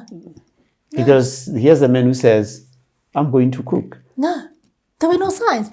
He only started showing signs after that 3 weeks. Now he starts coming home late. When I come back from work, he's no longer there. He hasn't cooked. Now I cook. He now comes home in the early hours of the morning. And he's not the type of person who will go partying or drinking. Then I wonder, okay. Again, he's on parole, right? He's on parole. You shouldn't be drinking. There's conditions. Yes. There are conditions. So, because he's a very active person, his friend had already given him a job. So he was going to be there.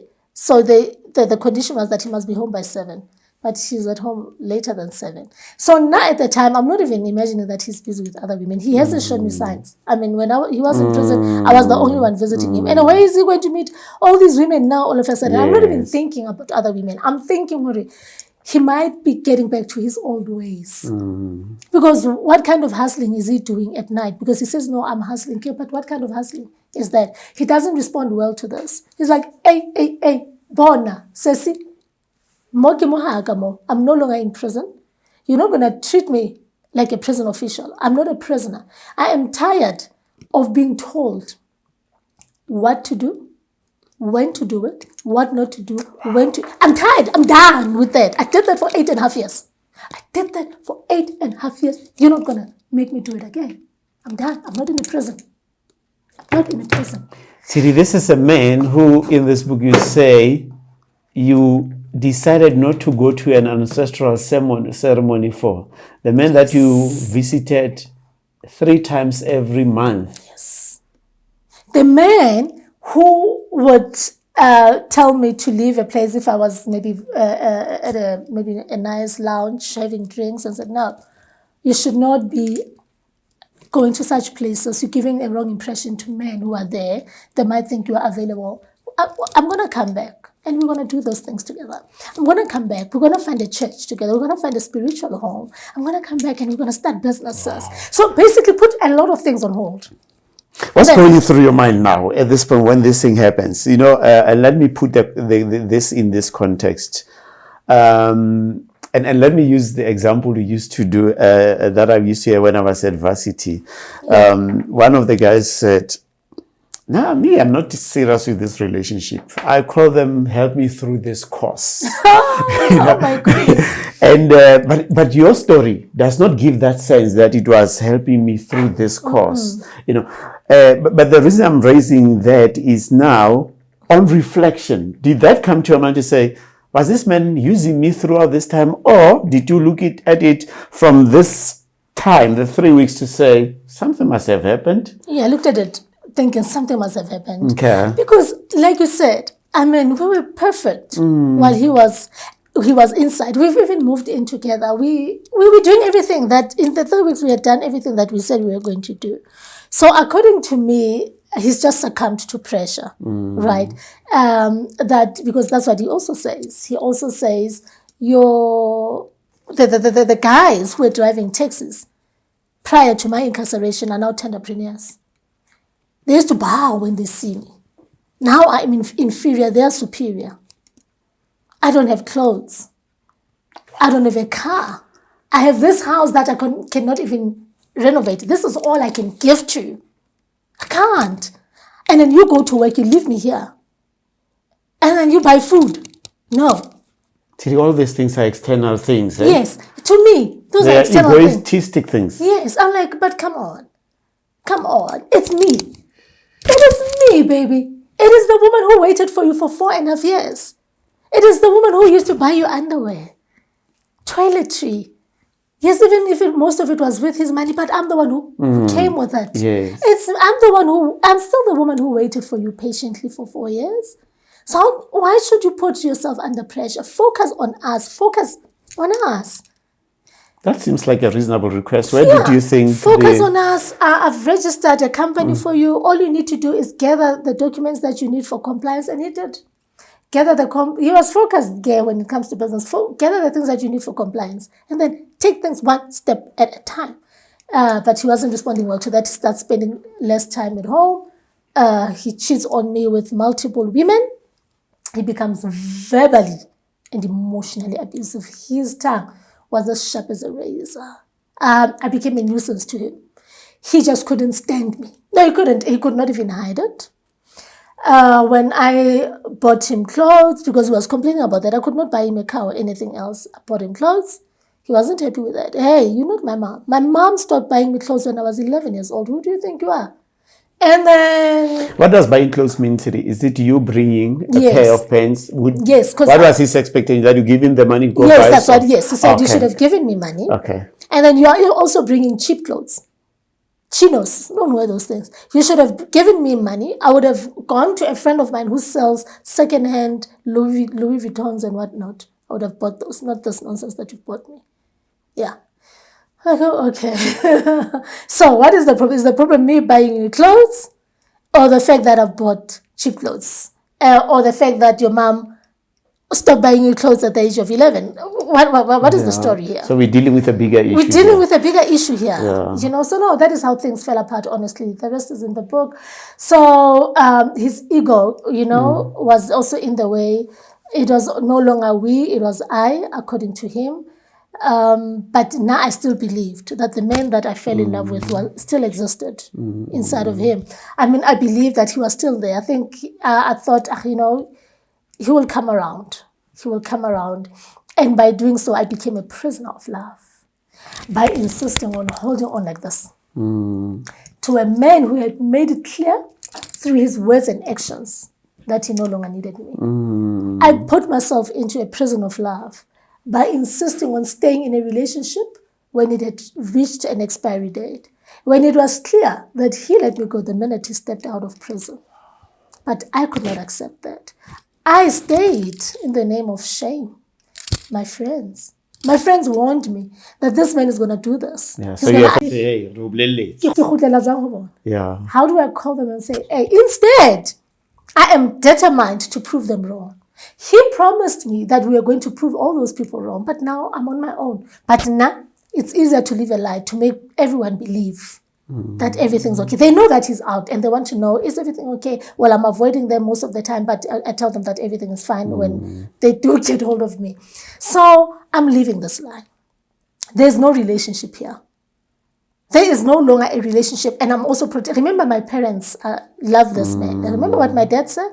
He mustn't come out and abuse, and he's doing that, not physically, but he's not treating me well. How do I go back to my parents and tell them this is happening? So I was in limbo. I just didn't know what to do. But Tshidi, you did something very profound by holding the handcuffs, and the front of your book, you're holding the handcuffs. I'm holding on to handcuffs. Just looking at the picture, these handcuffs are not restricting your hands. Yes.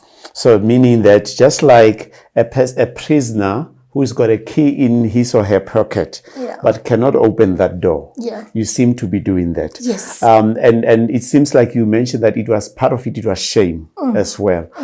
Were there other reasons why you were still holding? Yeah, it was shame. It was the fact that I loved him and I thought I would love the abuse and the cheating out of him. I was also pregnant. I'm in the midst of all this. I felt pregnant. Actually, we conceived our son 3 weeks into when everything started. Yes. That's when I conceived, but I was not aware. Yes. For a while. So, but when I came aware, it propelled me to hold on even tighter to him like this. Like, how do I leave the father of my unborn child? How do I become a mother of two with different fathers when I'm not even with one of the fathers? How can I wait for a man for 4.5 years and then fall pregnant and then he leaves me? When I am even more shameful now. That, oh my goodness, wow, Tshidi, this is not the life I imagined for myself. Not the kind of life I imagined for myself was the type of life my parents had. Not this mess that I found myself in. And now I wanted to fix the mess. I felt like I created this mess and I am going to fix it and I'm going to fix this man. Now I wanted myself a tender of fixing this man now, of building this man. When he was no longer there. No, he wasn't no longer interested. It was done.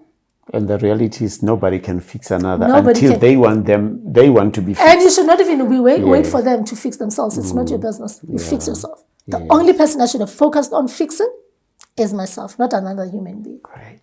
Before we go into closing and almost the lessons that you have shared some nuggets already for women out there, and not only women, I don't think sometimes we have to listen in singular fashion to say it's for women. When you listen to feedback, you can see that it applies to everyone. But now what I want to find out is you discover that you're pregnant. I remember with my first daughter, when I first heard, I can picture myself how I felt. Yeah. Now, take us back to how he reacted, especially given that it was during the midst of the abuse.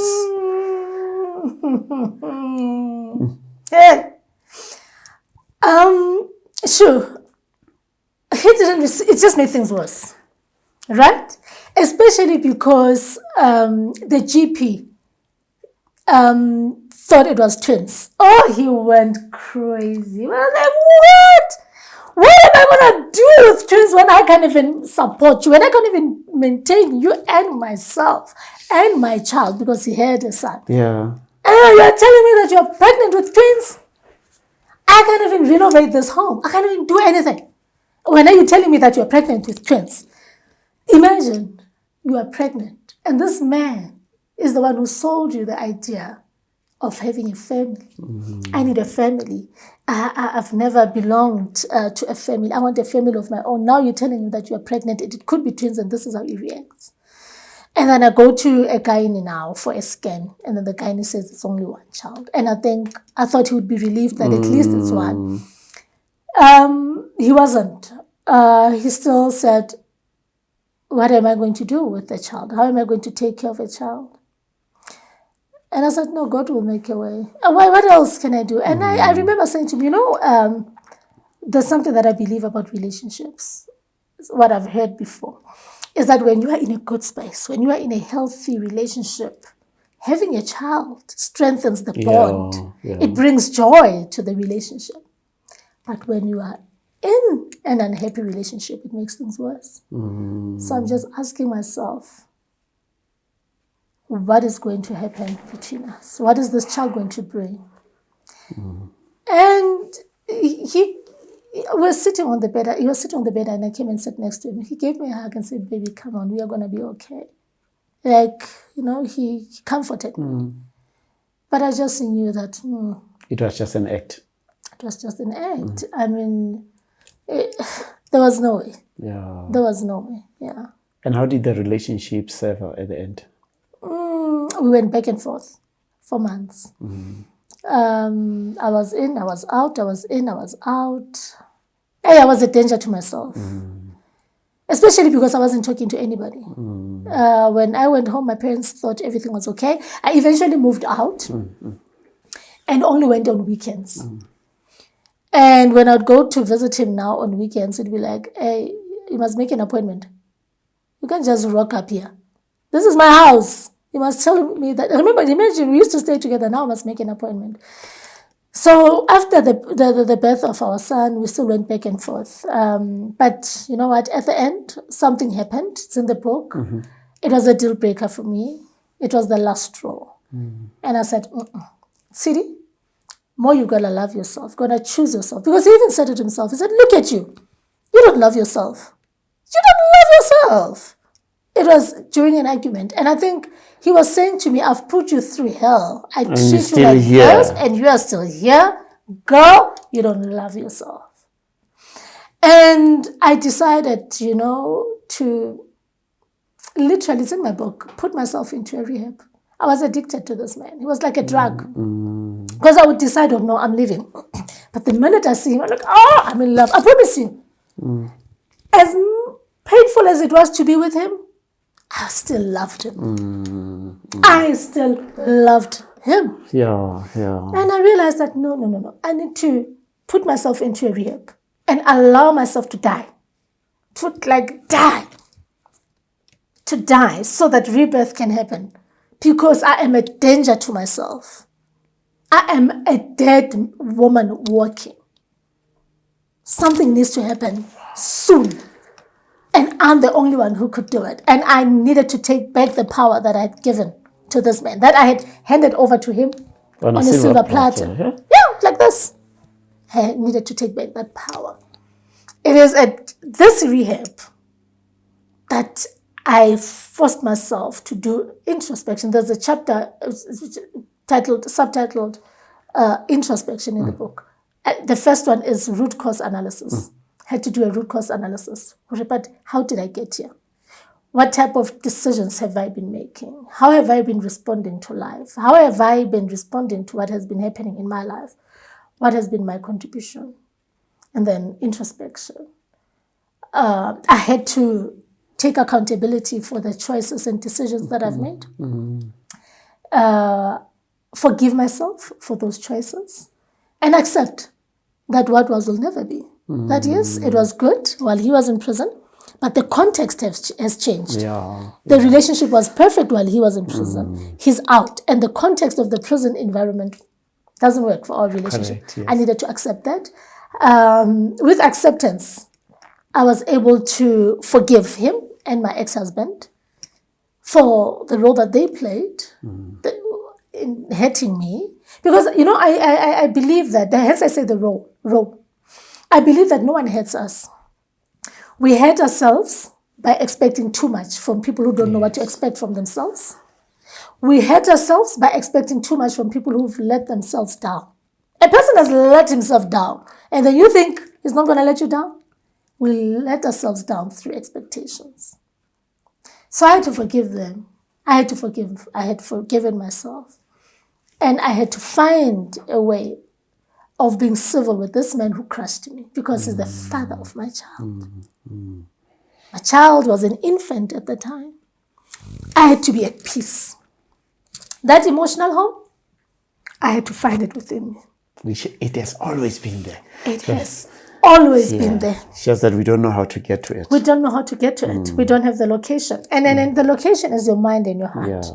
But when you are broken, that navigation system, you don't see it loses its network because you are broken. So that mind and your heart that is supposed to be your navigation system, it loses its network, and therefore you end up relying on things outside of you to take you back on the route so that you find your way to your location. Because now you don't know how to do it yourself. That is why you need to give yourself time to heal. When you've been through a bad relationship or marriage, so that you heal your brokenness, so that you become whole again. Because when you are broken, you attract someone who is as broken as you are. And at that time, you will feed each other because you are both broken. But nothing good comes out of it. At the end, nothing good comes out of it. You can't love from a broken place. I now understand that a healthy relationship is about two people who have mastered themselves, who have mastered loving themselves, coming together to bring balance into each other's lives. So there's no way that you can meet a man who's in prison and believe that he's mastered himself and believe that he's whole. You can't go into a relationship when you are broken and believe that you have mastered yourself and believe that you are whole. You are not. You need to take time. You need to pause and redefine yourself. Ask yourself, who am I? So I had to ask myself, who is Tshidi? What does Tshidi want? And Tshidi is not the Tshidi that was paintbrushed, got the belief systems to her parents and the community she grew up in, the school she attended, the church she went to. No, that is not Tshidi. That is the brush that was being painted, the paint that was being painted by the church, by the school, by his friends, by my parents. That is not who Tshidi is.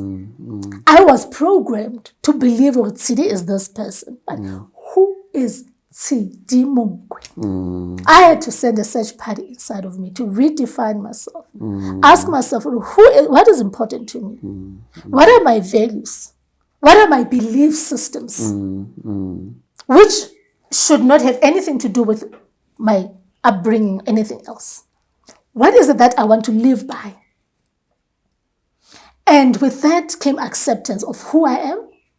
And I was then able to love myself. Because how do you love yourself when you don't know who you are? Correct. Then I was able to love myself. I was able to find happiness and fulfillment inside of me. Found that location that I was longing for inside of me. And I was like, okay, this is what I've been longing for. And it has always been here. Yes. Look at where I have found myself. Because I was in pursuit of this thing outside of me. But now that I've worked on myself inside out, instead of outside in, because we usually work on ourselves outside in. We put on makeup, weaves, we look good on the outside, but when we are dead on the inside. So I had to be intentional about working on myself, on the non-physical part of me, which is my soul and my spirit, because the soul is what connects us to other human beings. I'm here now because I connected with you. You invited me here because we connected virtually, but I'm here because of that. That is how we bring people into our lives, because we connect with them. But when your soul is right, you will connect with people who are also whole like you. When your spirit is right, you will connect with your higher power, because the spirit is what connects us to our higher power. So I needed to work on that, and I have now. And I'm in a good space now. Wow, that's great. Especially that you say you're in a good space. That could not have happened if you were still in the relationship. You had to move out so that it happens. Yes. Now absolutely. that you say you are in a good space, moving on. Yeah. Would you give love a chance again? Or have you given love a chance already? I have. Okay. I have. It's been a few months. After I took a very long break, 4 years. You know, I remember saying this to my psychologist. I said, I'm going to take a break for 4 years. I waited for this man for 4 years, and I'm going to take a break for 4 years again to restore everything that I've lost, emotionally, spiritually, and mentally. I remember him saying, no, Tshidi, you can't. You need to have a partner. And he'd say, I achieved the things that I achieved because I have my wife, because I have a partner. Alone, I wouldn't have achieved this. I said, but you're talking physical, financial, material things. I want to restore what I've lost in here. Things that went out of me, right? That is what I want to restore. And I did. I went single and celibate. Celibate for 4.5 years. 4.5 years of celibacy, because I was celibate from when we were in a relationship. There was a time when I stopped being intimate with him. Actually, before our child was born, I stopped being intimate with him. And then when I left him, I was single for 4 years. In being intentional about working on myself. Being intentional about finding me. And I even qualified during this time as a life coach and neuro-linguistic practitioner. And when you undergo this course, it works with you first. You work on yourself first before you can go out there and work on other people. That was the best decision that I've ever made in my life, was to enroll into this course. And I am this woman that is sitting here in front of you because of that. And yes, I have found love. But I first found love inside of me. Because self-love is the greatest love of all. I still believe in companionship. I still believe in marriage. Yeah. Unlike when I was broken, meeting the prisoner, saying I will never get married. No. I'm still open to that, because I am healed, because I believe that I'm attracting good people. I've attracted a man who supports me, who's not ashamed of my story, who's not ashamed of my past, who is not insecure that I'm sitting here talking about other men. I'm all over YouTube and social media talking, and TV, radio, talking about other men, and he's content. He supports me. Sometimes we travel together to these interviews. Sometimes I'm with him while doing these interviews. Wow. So I believe that I finally attracted what I deserve. Okay. No one is perfect. I have my flaws. He may have his flaws. But I believe that we have come together to bring balance into each other's lives. And everybody has something unique to put on the table. And I love what he puts on the table. I'm happy with what he puts on the table. Just last question before we close. Just wanted to find out, how's the relationship with your ex-husband? Is it Tabang? Yes. And Bumbula. Bumbula. How is it going? I haven't seen my ex-husband since the divorce. Yeah. It was his decision. He told me that he never wants to see me. Okay. He only wants to communicate with his daughter. And I was okay. Okay. I didn't want to speak to him either. I was still afraid of him. So I bought my daughter a phone so that they could communicate. So they communicate. He saw her for the first time when she was 10. And then they saw each other lately. Recently they met. So my mom is the middle person when it comes to those arrangements. Yes. So I don't have a relationship with him. I don't talk to him. In terms of providing, he provides when he wants to or when he can. I don't know if when he wants to or when he can. I don't know. But it's facilitated by them, her and my daughter. My mom only comes in when they have to meet. So, and I'm okay with that. And I make sure that my daughter has a good relationship with him. I ask her every day if they've spoken. Birthdays, Father's Day, Christmas, I encourage her to speak to him, to wish him happy birthday and everything. I also encourage her to visit him, but she makes her own decisions now. She's 16. She's turning 17. She makes her own decisions, and I respect that.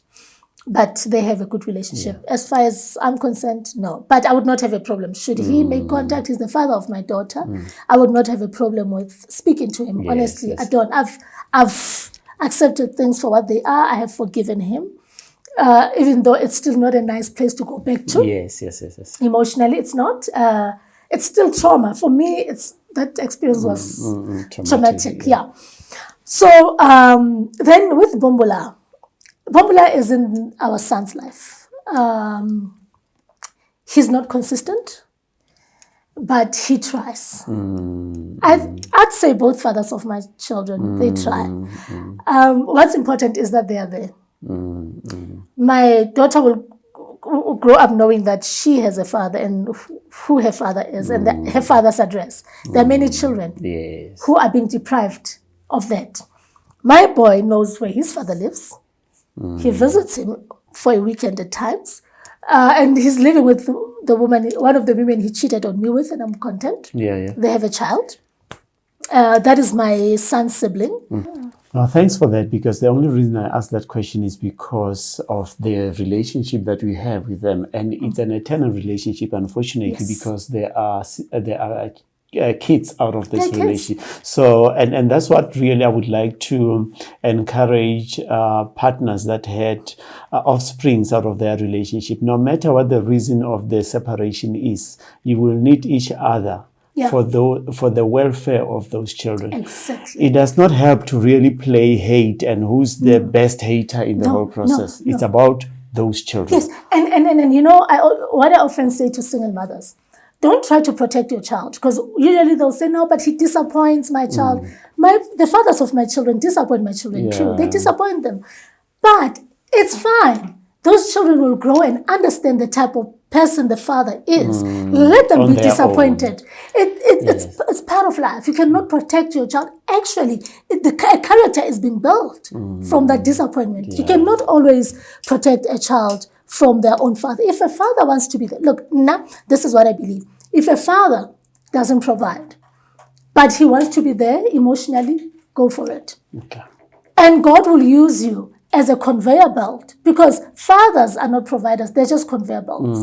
God is the provider. Yeah. He will use you as a conveyor belt to take care of those children. Allow that man to be there emotionally, because the children need that more than anything else. Yes. More than anything else, that presence, right? Yeah. And if the father is not there emotionally and he wants to provide for the child, still allow the father to be present in whichever way that they want to be present. Do not deny a child that. The child will decide as they grow older in terms of what type of relationship they want to have with their father, as long as the father doesn't pose any harm or danger to the child. Do not deprive him. So, respect for you. Real respect for you. Thank you. You've got a beautiful story to share, and it's Thank for you. somebody to listen to it. So we usually end the conversation here by saying, and you have shared a lot of wisdom already, but I want to end it on this note. We call it a Life 101 lesson that we would like to leave with the viewers. Now, sometimes we might limit our view because your story is you meeting somebody in a prison with barbed wires, with walls. But we can find ourselves in prison, right in our daily lives. Yes. I mean, when you narrated you hiding a key with your ex-husband, I said, hey, this woman was in a prison in her own home. Yes. So what advice or Life 101 lesson would you give to anyone, whether man, male or female, who might find themselves broken at that point and they are about to make the decisions that you made? Now in reflection, because that's the only better science, hindsight. Yeah. Okay, firstly, make sure that you take lessons from your previous relationship before you go into another relationship. And the only way to take lessons is by pressing the pause button. Because when you don't take lessons, you keep repeating yourself, and then you're going to blame other people or blame it on being cursed when you are not cursed, when you are just repeating yourself. So press the pause button, whether you're a man or woman. And secondly, never stay where you are no longer needed. Never stay where you are not wanted. When it's clear that you're no longer needed, do not give yourself reasons to stay. Look for reasons to leave. Choose yourself and walk away, whether you are a man or woman, because there are men who are trapped in toxic relationships, and they're there because of their children. If I leave, I don't want another man to raise my children, and I'm going to lose everything. This woman is going to end up getting this house, and I'm going to end up living in a shack. It's okay. If it comes to that, choose you. Correct. And then you will pick up the pieces and build again. Okay. Yeah. Well, Tshidi, where do viewers get this book? Prison Love. It's a Bible, guys. You can see. It is as thick as a Bible, but you can read it. It's a relationship Bible. Not only romantic relationships, but if you want to have an internal dialogue with yourself, if you want to have a relationship with yourself, this book is for you. If you are hungry for life lessons, this book is for you. Prison Love is available at Exclusive Books. It's also available at Locha Onaga at Tshwane Regional Mall. I'm also a vendor of Fanscape bookstores. So if you need a copy, you can go to them and I'll supply them if they don't have it. For those who prefer reading ebooks, it's available on Amazon Kindle. It's also available directly from me via courier, because Exclusive Books doesn't have branches throughout the country. So there are areas where they don't have presence. So I'll send the book via courier. Great. Yeah, and I'm available on all social media platforms, very active. On Facebook, it's Tshidi Monkoe. There's also Prison Love, a page called Prison Love on Facebook. On Instagram and TikTok, it's Tshidi_Monkoe. On Twitter, it's @charismatictm. I'm also on LinkedIn as Tshidi Monkoe. And WhatsApp, it's 066 172 6715. 066 172 6715. Thanks so much. Thank you. Thank you so much. Really, we appreciate. I always emphasize this story that all of us, we are born whole. We don't have a choice of the type of experiences that will be meted to us in our lives. The only choice we have, and everyone has got that choice, is to reframe the story that you went through. Tshidi is a testament to that. And she chose to reframe her story. And she chose peace over pain. Somebody could have decided to say, I went through these horrible relationships and I've been hurt and I'm going to multiply the pain. One of my previous guests said, I choose not to extend pain. We all have got a choice. We know that once we start to extend the pain, we create more of a vicious cycle and nobody becomes a survivor of that process. So through this, let's learn to respect and acknowledge all the experiences that we have gone through, but know that we are not the experiences, but we have the power to change somebody's life because of our story. Until the next episode, we thank you.